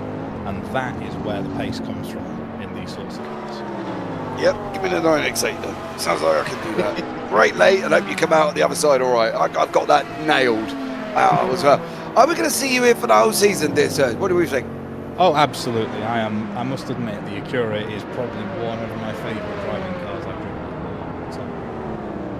driven. Did you drive the others though? Because we get given a little cheat sheet, right? Because up here in the booth, we're a little bit of dunces on this system, and they give us the cheat sheet that tells us which is better and which is not. That's why we got Paul in the booth. We can't lay him out on comms because his knowledge is minimal. We got a Genesis. Did you give the Genesis a go? I really liked the Genesis. I really did, but there was just, from that initial driving feedback that you get on that first stint, the Acura just had that edge, that pointiness. The Genesis is a very good car. I'm surprised more people, especially those that have gone for the likes of the Ferrari, didn't go for the Genesis. Yeah, we haven't got any. None. We ain't got no 9X8s either, which I'm unhappy about. I don't like the people who chose a Porsche over an X8. Like, what are you doing? You know what I mean? I don't really get that out. Listen, dude, it's been a pleasure talking to you, as it always is. Anyone you want to shout out before we let you go? I suppose the only person to shout out really would be my teammate who has unfortunately come down rather ill over the past week. So we will hopefully see him out next time in the 81 cars. But no, he's been having a bit of a rough one. Shame I couldn't get some decent points on the board to start this one off, but he did manage to finish the last race at Mugello in the 81, so hopefully we can carry on and get some more points there and get some points on the board next time out in these. I love the fact that you haven't shouted out. Do you have a significant other, Alan? I do. That might be worth shouting. That might be worth shouting her. That might be worth shouting her out to say thank you for letting me do this on a Saturday afternoon. Amy? Clearly not. Right. We're gonna find Alan on the sofa later on. Now that's it. Amy's gonna be like, right, you didn't shout me out for letting you do it on a Saturday. I wanted to go out and you wanted to drive pretend race cars. Such you, Mr. Davis. You're on the Mr. Smith. You're on the blinking sofa. Right, that's it. Out. You go sort out your relationship now. Otherwise, she's gonna kick you out. Love you, dude. Take care, and I'll catch up with you soon. Worries. Take care now. Bye bye. Thanks, Alan. Oh dear, we're going to find Alan on the sofa. Ross, he's in trouble now. That is it. Didn't do well on that one. Of course, his partner is George Davies. There for Craven Racing. Just in case you didn't watch the 81s, that is what's going to happen. I've noticed a couple of things. Firstly, Lane has scampered off like an absolute rat up a drain pipe. He's 5.2 seconds ahead. Goncalves has brought the gap down to Chen, down to 15. Kirby is just extended to Tammy, but I think that's got to do with a pit stop. And Barge has overtaken Katarinakis, and that definitely had something to do with a pit stop. I'd like to also point out, on Alan Holden's rear right Lamborghini, is that even the way his livery is sat, Ross? Or is there damage on that rear right? You can see it coming into the corner. It does look very crinkled on that one. It's damage. Yeah, 100%. He's been knocked around in the back end, whether that was swinging the back out into the wall, maybe coming, well, that's on the right side. So he might have done that going onto the straight. That might have just been taps from other cars. You can just see it there, glistening under his wing on the right side there. It's looking a little bit crinkled. So unfortunately, it looks like Holland may have had some damage. Yeah, but it's obviously not holding him back too much. I mean, he's still sitting on the podium. He's a little further down. So yeah, maybe he did have an incident that we might just not have picked up. Oh, there's going to be an incident in front. There's going to be an incident in front. They're coming back on. Oh my God, who are they? That's the Bison, one of them. One of them's a pure black Bice car. Or are they both Bices? Yeah, Bice on the outside, either Suvic or Dahlgren on the outside. Yeah, they're running up the wall there. One of the Bices, I'm not quite sure which one it was on that one. But yeah, there was definitely Bice of some sort going on, recognisable by the livery. They look like they were having a right little ding-dong, and they still are, as they're going down into turn number one, as we're still looking at Alan Holden here as well. So we will get that changed over very, very shortly with 18.5 minutes to go. And on this one, it's going to be very, very interesting now. Is Kesby going to get Lane, do we think, Tom?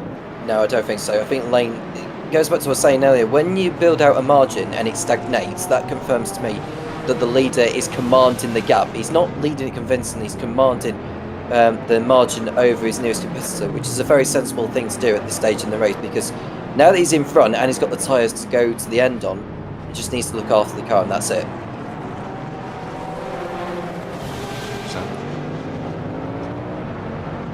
I think we lost James again. Well, we were looking at... No, I'm back. I'm still here. Do you know what I've done, don't you? I'm on push to talk and I forgot to push the button. So there we go. So Alan Holden is underneath with the hypercars. No! Shwoola. This car's going for it there at the bottom of the hypercars once more.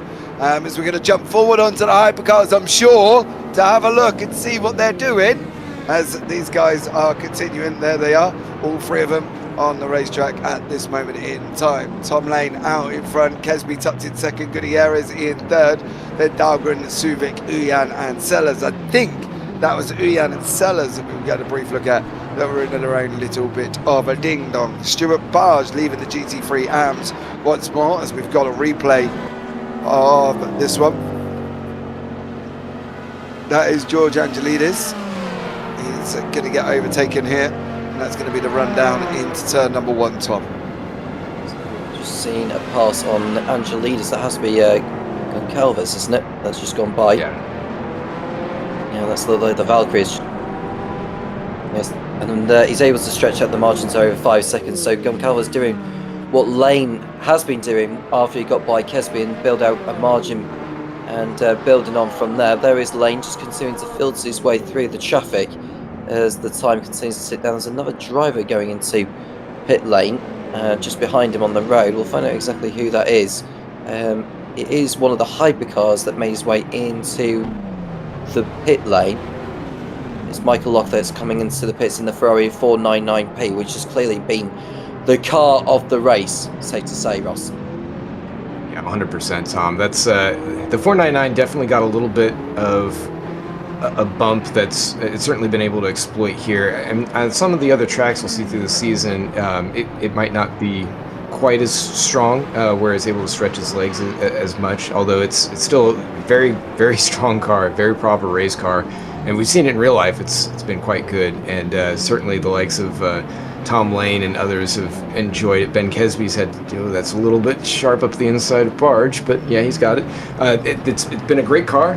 Ben Kesby stuck with it year over year now, so I mean he's very used to it. Unfortunately, he hasn't been able to extend that knowledge into what he's got going on today, as Tom Lane is showing him up. I'm guessing probably on strategy, but also just pure driver pace. I mean, he's been able to really put that thing to the road.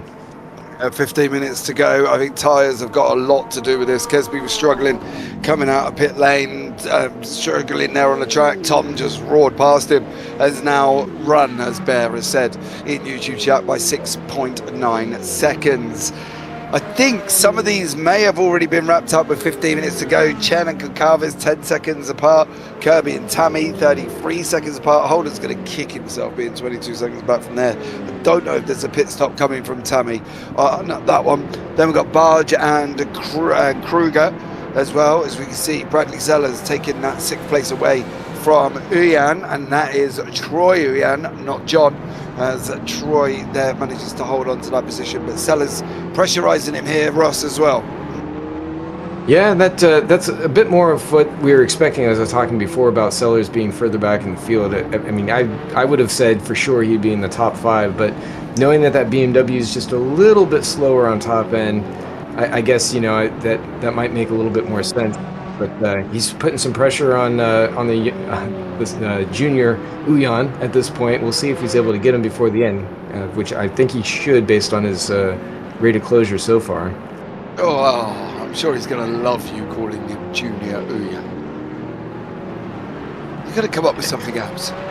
The junior Uyan, just generically saying, he's the son.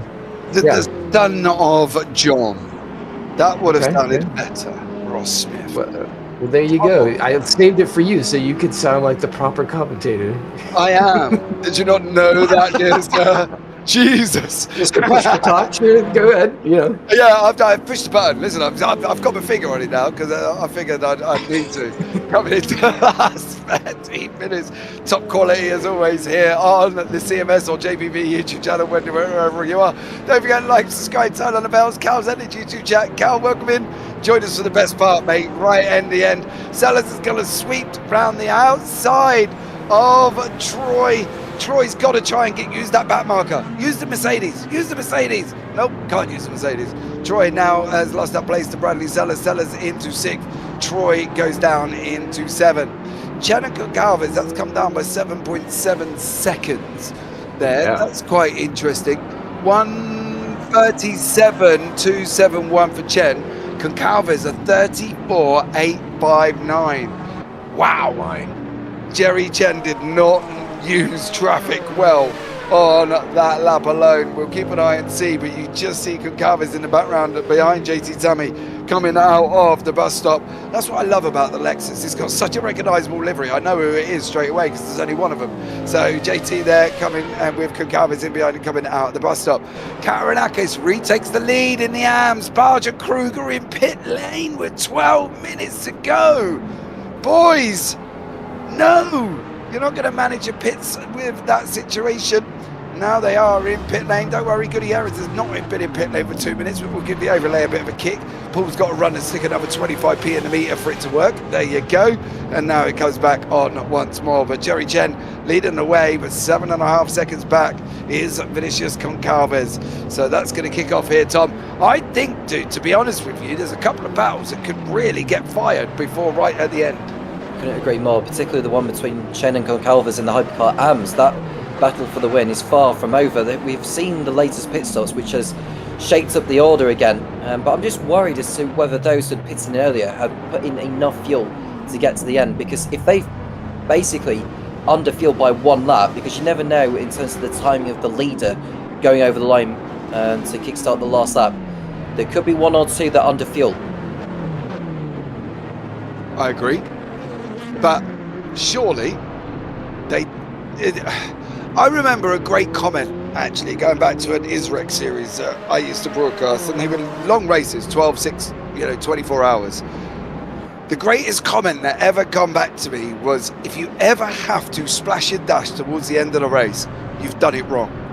And that has lived with me ever since, as Eric Monet is having a kick there with Chavot as they're running side by side in through turn 4. You ain't going to split in there, mate. Eric Monet has just used that back marker and stuck you on right in behind him. But that comment there, Russ, has always stuck with me when he turned around and said, if you ever need to splash and dash at the end, you've done it wrong because you haven't managed your fuel properly. Does it still count even in short, I'm not going to say shorter sprint races, but races of this kind of length as well? Well, yeah, if you're asking me, it can. I mean, certainly you don't want to have that transit, but I would say, depending on how you run your race, if you win, that advice doesn't really stand up. But if you lose, sure, yeah, obviously any pit time. What he means, I think what he's saying is, you don't want to be going into the pits with at least 10 minutes to go, right? You want to be there because the last thing you want, say for instance, Kataranakis now, right? He's in the GT3 AM, he's out in front by 23 seconds. If he's got a splash and dash now, he's lost that lead without a shadow of a doubt. And I think that advice is what that refers to, is you don't want to splash and dash to going in with the last 10 minutes, 12 minutes, 15 minutes, or even 5 minutes, whatever. Because like now, Kirby could lose his lead, Chen lose his lead, Lane could lose his lead if they've got to go and splash and dash. What I'm saying is that poor fuel management if they've got to go in with this late on? I mean, I guess anyone there could say yes. It's always tough to say. I mean, in some cases you might be running it so close where you're doing everything you can, you're running it in safety car, whatever the case may be, and you just find you can't make it. You've squeezed it all the way out, and then yeah, in that case you have to come in and it's kind of race over. But for some drivers, they might do maybe not a splash in the traditional sense, you just need to get one more lap, but maybe it's they've timed it out so that way it makes sense that they do a shorter fill at the end for whatever reason. So it depends on what your definition is there, but yeah, if it's just to finish the race for 1 lap, yeah, you've blown the opportunity. Well, there you go. As we look at Dan Kirby there, and the Daytona sign down in the bottom right hand corner, coming towards the end of this. I always run out of fuel, says Carl on YouTube, but you've done it wrong, mate. Just like I point out, I'm not going to flat out on that one. You clearly done it wrong, Carl. You need to go do some fuel management. Dan Kirby leading the way in that GT3 Pros, 35 seconds ahead of JT Tummy. I have the funny feeling there's a pit stop in there somewhere, because I don't think he's managed to get that from on track. I think there's a pit stop cycle that's gone in Dan Kirby's way. There you go, look. Goncalves, pit lane. Bice, pit lane. Both of them are going to lose the positions that they were in. Goncalves is no longer going to catch Chen. He's now behind Angelidis, and that was unnecessary. Fawler, DNF'd down on the bottom there. You just saw it at the same time. On that, we've got racing down in the bottom right-hand corner on that one. I'm sure we'll bring it up to the main screen in a moment, unless you've got multiple pairs of glasses. You're staring quite close on that one. If that is Dan Kirby going in pit lane, and that is going to be very, very close indeed on that one. But let's see how we get on. Dan Kirby in pit lane. In pit lane. I've just said we didn't want to be splashing dashing at the end. Where's that going to put JT Tammy? Where's that going to put Alan Holden? They're only 20 odd seconds back. 21s is closing down now once again. It's going to be 18, 17. Is Kirby managing to get a pit stop in and out before these guys get there? 12 seconds, he's still in pit lane. 11, he's still in pit lane. 10 and a half, 9 and a half, still coming down. 8, he's still in pit lane. 7, 6, 5. Can he go lower? 5.2, 4.5, 3.9. He's still in pit lane. 2.6. Can we go and see Kirby and Tammy? Please, thank you. As Kirby down in the bottom left-hand corner. I think he's going to lose the lead. I think he's going to lose it. Where is JT? He's already gone past him, JP. He's well and truly clear. JT's gone and gone past him. And that's exactly what we were talking about. Kirby was so far down pit lane, he was in and out, 20 odd seconds to go. JT has managed to jump him and get out in front. JT's taken the lead in the GT3s, and a great job from him as well over Dan Kirby. That, Ross, is exactly what we were talking about, splash and dashing at the end.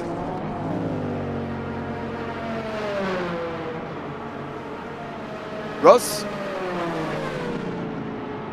Oh, we've lost Ross on that one. Tom? Kirby losing a lead. Yeah, well, it just been fun that JT Tammy came into the pits about 38 laps ago, so you never know. I don't think Kirby took on new tyres, did he? Because he was only in the box for like 10 seconds.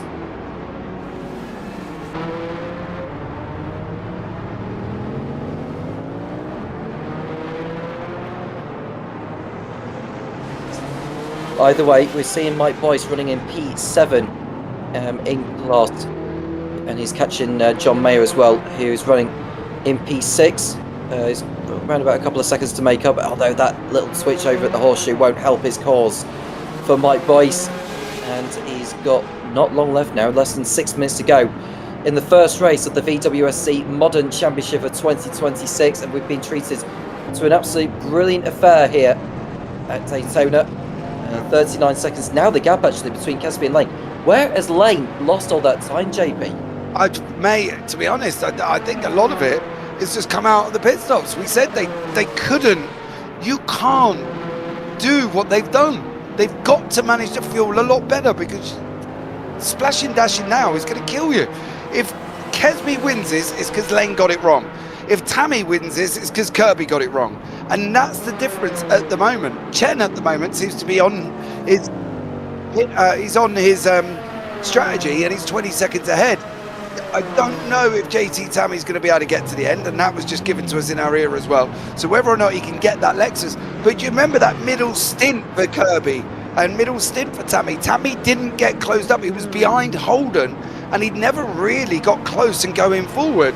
And I think at the end of the day, JT may have just used that stint in the middle to save fuel, and could possibly still be saving fuel because the gap's come down to 4.2. Ross, is this a master stroke from JT Tammy, or is this bad fuel management from Dan Kirby? He's in a good spot, I think. I'm still going through the numbers here, but I think that he might be on to be able to capitalize on this. But I have to double check the numbers to see where he's at in terms of his fuel and his consumption. But you're right. I mean, like he's been good on pace. He's been able to stay with everyone. I don't remember the Lexus being, you know, phenomenal on fuel. I think it was but it's JT enough, Tammy. but, I'm going to interject a minute. It is JT Tammy, and he's always been, you know, fairly decent at managing fuel, Ross. And he was the same last year. He didn't take the championship by going flat out solidly. He obviously managed fuel in that one. Is JT just provided a fuel strategy masterstroke before by managing the fuel? Because there was that middle section behind Holden and him where he never made really inroads on Holden at all. He never really made in-tracks on Kirby, and he was just sat there chilling him out.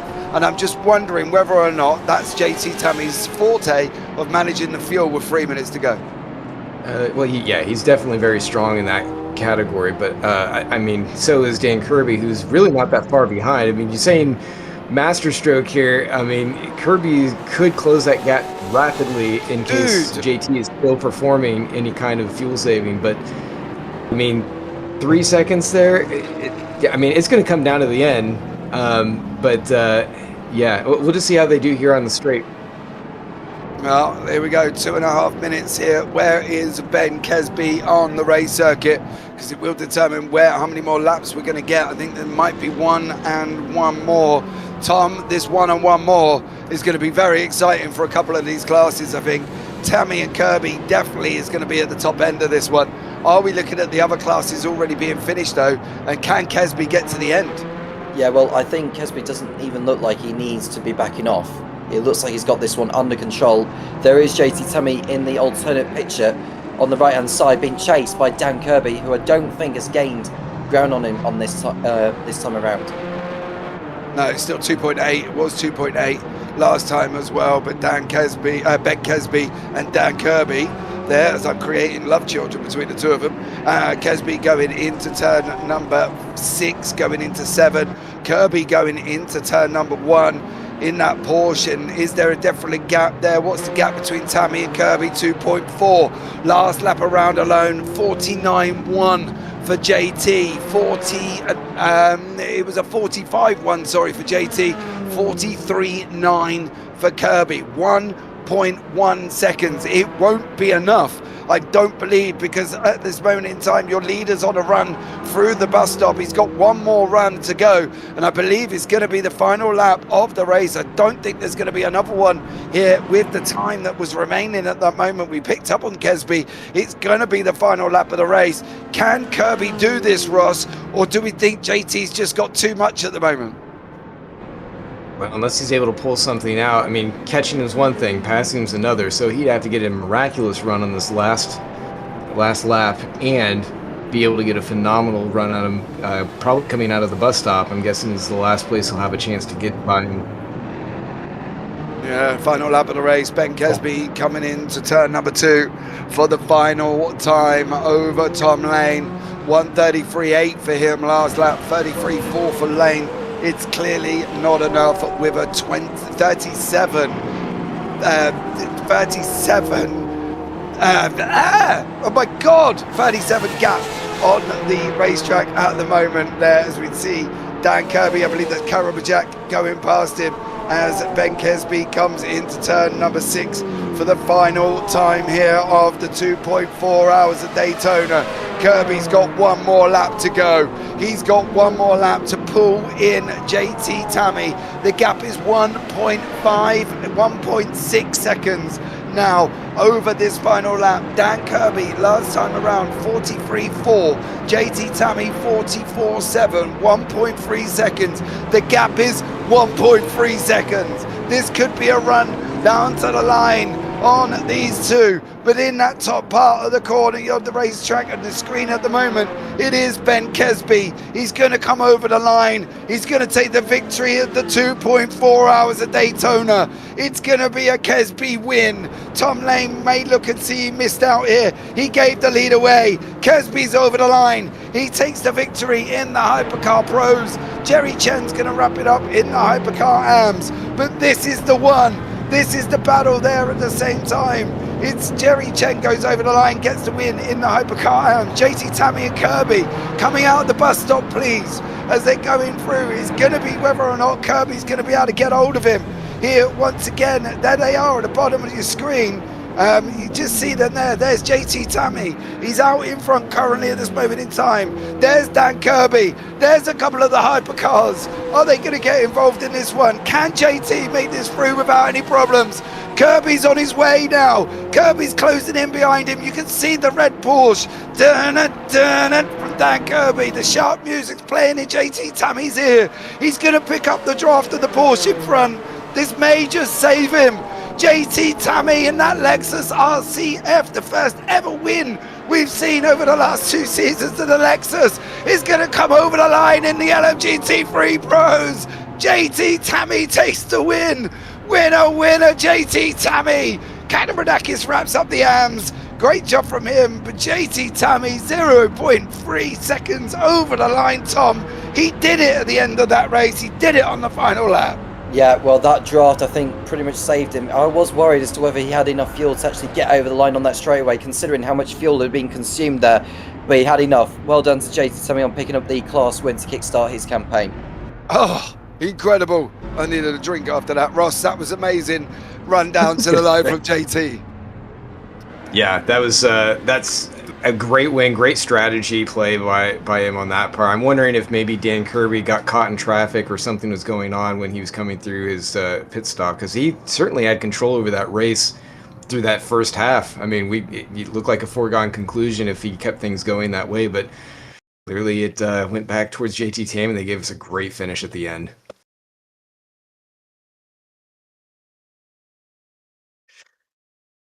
Run down here. I guess James might have missed his button here. Oh, stop it, Ross Smith. I need to come off push to talk. This is going to drive me mad. Ben Kesby in first place with Tom Lane in second, and Magnus Dolger and Johnny Gutierrez and Timo Suvic round out the top 5 in the Hypercar Pros. Then we got Bradley Sellers, Troy Uyan, Igor Karabajak, Luciano Ichazo, and Ryan Paulbert Reyes finishes in that Porsche. Then behind that is Wouter de Bruin, Michael Locke, Ben Borman and Gilles Lalonde, with Riley Koenig and Brian Hall, with Alan Smith DNFing in 17th place. In the Hypercar AMS, Jerry Chen takes that victory over George Angelidis with Eric Monet. George again, the bridesmaid, but never the bride. And Vinicius Goncalves in 4th, John Mayer 6th, Mike Bice 7th, Stephen Bice 8th, Norm Graff in 9th, then Matthew Bice in 10th. All 3 Bices in the top 10, with Dean Clark down in 11th. Moving on to the Benjamin Poitier, sorry, DNF'd in the Hypercar AMS. Moving on, JT Tammy and Dan Kirby run down to the line. JT took it, saved by a giraffe of a back marker. I'm going to vouch for that one. Alan Holden may kick himself as he's only finished in 3rd. He was sitting in 2nd, not far back off Kirby, but JT pulled it out. William Snowden in 4th, then David Shunt and Simon Kingsbury with Alexander McQuarrie. John Uyan, Dan Fowler DNF'd, Alexander Schultz DNF'd as well, unfortunately for them two, down in 9th and 10th. Vasilias Katarinakis takes the win in the AMS. I feel that could be well deserved. He did lead for a majority of that race. Stuart Barge in 2nd, Dan Kruger in 3rd, then Christian Dauger and Stephen Miller. Great racing from all of these guys, Tom, and a fantastic ending to this one. It was phenomenal. A great start to the season for these, and I'm sure we'll see more in the coming rounds with Sebring next up for these. And we're just waiting for any of the class winners to make their way into the waiting room so we can get a word with any of them. But I've enjoyed that very much all the way through, and kept up to date with the track temperature as well. It was around about 6 degrees Celsius before sunrise, and by the end of it, it got to at least 30. That's quite incredible, thinking of it. Yeah, absolutely. I do fully agree with you on that one as well. I think the track temperatures played a massive part for some of these drivers. I think, did it play a part for Tom Lane, though, Ross, at the end? Is that why Kesby got the win? I think it was just a matter of mix between strategies, mostly strategies, and then just different events happening on track. I mean, there's so much chaos going on. I mean, if you tried to pick out a winner from the beginning, the way this thing kicked off, I think you just probably would have lost a bet no matter what you did, because it was just all over the map. You know, it was very chaotic, lots of stuff going on, lots to keep up with. But, I'd say that you guys did a good job. Paul and the camera's doing a great job keeping up with as many of the events going on as we could. And, this has been a great way to kick off the season. Absolutely. Let's bring it in. We're going to start off with the GT3 AMS of Vasilias Katarinakis. On that one, he's taken the lead, led from the beginning. Him and Stu Barge were having a nice little battle all the way through this race, but it was Vasilias who come out on top ahead of Dan Kruger. Vasilias, welcome in, dear sir. Congratulations on your GT3 AM win. Thank you a lot, James. It means a lot to me to win the race finally after so much time to be on the top of the podium, in general, to be on the podium. That's nice. Hey, dude, I made up for you, partly because you won, and secondly, you did it in a Mustang. So yeah, well, I like the Ford, I like the Mustang. It seems to like me too, so I think it was a good combination here. How are you going to get on at the other tracks in that, though? How's that going to handle Sebring and places like that? It's probably going to be tricky because the car just, we had the downforce, right? But not necessarily the speed of the corners. So at Sebring might be a little bit tricky in the slow stuff. So, but it's going to be okay, I think. Vasilias, I'm sure you'll have a play with the setup, mate, and I'm sure you'll be able to get it right. What's the aim for this year? You're down in the GT3 AMS. Is it a championship win and then promotion?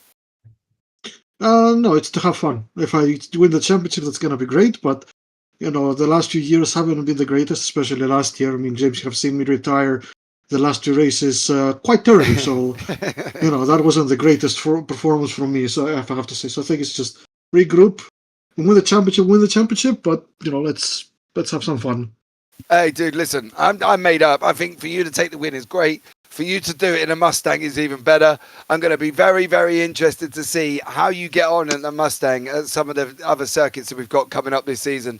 I think that, Qatar, Imola, you'll be all right at Spa. I think you'll be all right at Le Mans. Some of the more twisty Sao Paulo. I think the Mustang's going to be a little bit of a handful. But I'm sure if anybody could get it right, dude, it will be you. Is there anyone you want to shout out before we let you go?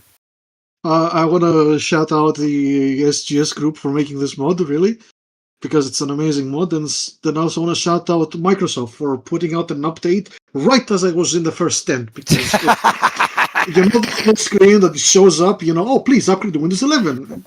That's so that was phenomenal. I mean, I was like, I sealed right on my hand screen, you see the right screen? Yeah. That pop-up was like, lovely. So yeah, thank you, Microsoft. Turn off automatic updates on that one, dude, because that's what I do. I will. They are an absolute pain. But Vasilius, it's been a pleasure talking to you, buddy. I look forward to seeing how you get on at Sebring. I look forward to seeing you again. Take care. Take care. All right, ladies and gentlemen, next up is the LMGT3 Pro winner. He gave the Lexus Pits their first win in VWSC for 2 seasons. Did he pull out a master stroke with fuel? He took Dan Kirby. It was a run down to the line. I went absolutely bonkers up here in the booth. But JT Tammy takes the victory. JT, hey, buddy, welcome in. God, that was something. Dude, what was going on in there? You were behind him, then you caught him in the last pit stop cycle and took the victory. Yeah, I mean, it was...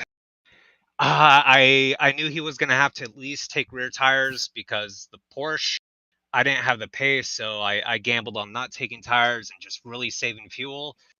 And so I was just trying my hardest to make sure the gap was really not under 40 seconds before he'd have to do his final stop because it's such a slow pit stop.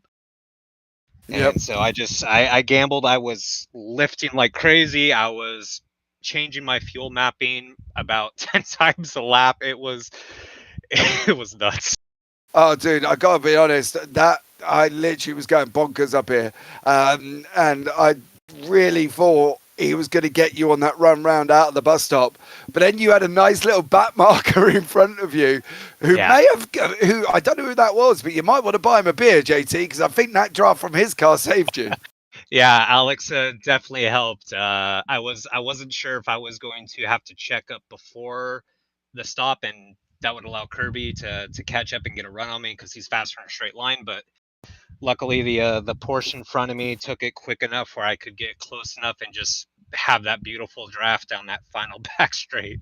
Mate, I'm made up, dude. I thought it was absolutely amazing. The fact that you won, and the fact that you won in a Lexus. You know what I mean? So fair play. No, it's crazy. That I don't know how I got such a good qualifying lap, and I don't know how I managed that. Well, dude, listen, it was absolutely amazing. So well done on that one. Anyone you want to shout out, JT, before we let you go? Toyota/Lexus. No, but everyone at CMS, you guys making this such a great product that we get to perform for, and it's so much fun to participate in. So hats off to y'all. All right, man. Well, take care, JT, and I look forward to seeing how the Toyota Lexus gets on at Sebring. Yeah, thank you. Y'all have a good one. All right, next up in the Hypercar AMS was your winner, Jerry Chen. It looked a bit ropey halfway through the race as George was out in front, and well, it was Jerry who came away pushing George once more into that bridesmaid spot. Jerry Chen, congratulations, buddy. Thank you, James. It was very stressful. Just, I was fuel saving from lap 1. I turned it into a America's Cup yacht. Oh, nice. I'm from New Zealand. I figured I'll do some sailing today. I was sailing it into turn 1 and the bus stop. basically from lap 1 to try and save enough fuel. The first stint, I had a fun battle with Vinicius, and I was like, "Oh, this is so much fun," but I'm burning too much fuel doing it. So after a couple laps, I let him go. I was like, "Nope, I can't do this." So yeah, it was even though I was at a pretty decent gap, but after the second stop, I was still very stressful that last stint, just trying to save fuel. Dude, that was, listen, it was amazing to see some of what was going on throughout here, with Vasilius taking his first win in the AMS, JT winning in the Lexus, you taking the win in the Hypercar AMS as well, when it looked very highly unlikely, no offense, Jerry, that you would actually be able to manage to pull it off. But you did it, fella. Listen, going forward, where is Jerry Chen this season? Do we have you, all of you, in every part of you racing this season, or is we going to see little bits of you as the season goes on? No, I'm planning on doing all the races again. So are you planning on beating George once more? Oh, well, that's the plan. Okay, so on theoretically then, Jerry, if we're going on the fact that you plan on beating George, our next season then, if you take the championship and you don't, and George doesn't, are we going to see Jerry Chen in the pros? Probably not, based on pace. Oh, I mean, I can't match the pros on pace. I'm only winning AMs over George because of strategy and fuel saving. Because his car had like 5 extra kph going to turn 1. I know, but I still think it would be interesting to see how you get on in pros, Jerry. I've got to be honest, because you did a great job there, buddy. Listen, mate, anybody you want to shout out before we let you go? Yeah, my teammate Eric, he got 3rd, so great finish to start off the season for us. And thanks to you guys for doing the broadcast again. No worries there, buddy. Well, take care, Jerry, and I'll catch up with you soon. Thanks, guys. All right, next up, it was Ben Kesby taking the Hypercar Pros. Not only did he do it at Daytona for 2.4 hours, he did it in a Ferrari. Unlike the real F1 team, Ben got his strategy right for this race, comes out in front, takes the win, beats top lane. Shh, Ben, I didn't say anything. And comes over the line. Ben, well done, buddy. Congratulations. Yeah, thank you. Proving Ferrari can make good strategies. Yeah. Hope for the year coming. I don't know, mate. We'll see on race 1. It'll probably all go wrong straight at the beginning. Yeah. But listen, dude, you and Tom Lane, both of you had an absolute barnstorming battle all the way through. When Lane went ahead of you, we kind of thought it might have been on a tyre situation. Maybe Tom had better tyres and you didn't take tyres. But then, did you sit there and think, I've literally won the lottery, when Tom pulled in pit lane right at the end? Before that, to be honest. So after, I don't know whether you guys call it, but I spun myself out of P1. And then, when I was behind him, I was like, well, I'm definitely going full in on my fuel strategy. And when I saw him pit the first time on that stint length, I was like, oh, he's not stretching the fuel. And at that point, I was like, he's going to have to do 3 unless he saves an extra 2 laps at some point. So I kind of knew from that point, I just had to keep pace and I'd probably be good. Yeah. Mate, you're too smart. Too smart for me. I would have ran the car out and just gone, oh, I need fuel. Run it out and gone, oh, I need fuel. But what was it like?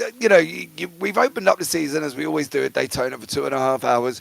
You take the victory in the Hypercar Pros, but there's some great drivers in behind you, and I'm interested to know, how do you feel you're going to fare this season at places like Sebring, all the races that are coming up this season? We'll have to see how the Ferrari is. It was definitely, I think, the fastest car around this track. I imagine we might be getting some BOP stuff in the future, and it will suffer on the Fuji and Kota. I'm not looking forward to. So we'll see. It's a good way to start, though, considering I went completely dry last year, so it's nice to get one in early at least. Hey, listen, if this is anything to go by, mate, this race was an absolute banger, and I look forward to Sebring on the 14th of March. I think it's going to be absolutely amazing. But I'm just seeing how Ben sees his season going. That punishment on the car swap is a lot, for changing cars. Did you think coming out of Daytona, coming out of the race today, you're going to stick with the Ferrari for the season, or are you thinking, I might take it now? I stuck with it when it was not a fast car for the last 2 seasons, and I've got quite a lot of knowledge on the setup now, so I'm definitely going to see it through to the end, and then we'll see what others do. But I imagine Tom Lane's going to be the biggest challenge if he's staying in the Ferrari as well. So yeah, wow, be some fun. All right, dude, I'm going to have fun calling this because that's going to be a battle and a half, I think. Yeah, Ben, listen, a pleasure, and as always is, dear sir. Anyone you want to shout out before we let you go? Yeah, cheers. Obviously, everyone that's posting and running this, awesome job again with the cars, awesome job with the track, and it was nice to not have the connection issues that we were like plagued with last year. So good smooth running. Nice. Yeah, I agree. Absolutely amazing. Ben, take care, buddy. We look forward to seeing how you get on at Sebring. Cheers, guys. Well, there you go, ladies and gentlemen. That was Ben Kesby, your winner in the Hypercar. I'm sorry that we didn't see Jerry Chen's Hypercar Pro interview coming up there as well, but we're having a little bit of techie issues in the background that we will manage to sort out. Let's start it off, finishing alongside, let's have a final chat, I should say, with Mr. Ross Smith. 2.4 hours at Daytona. Have we had 2.4 hour banging hours, though, Ross, of racing here? Well, James, Tom, that was it was a chaotic start, like I said before. Definitely a lot of cars in the field, a lot of anxious drivers trying to get their noses in there.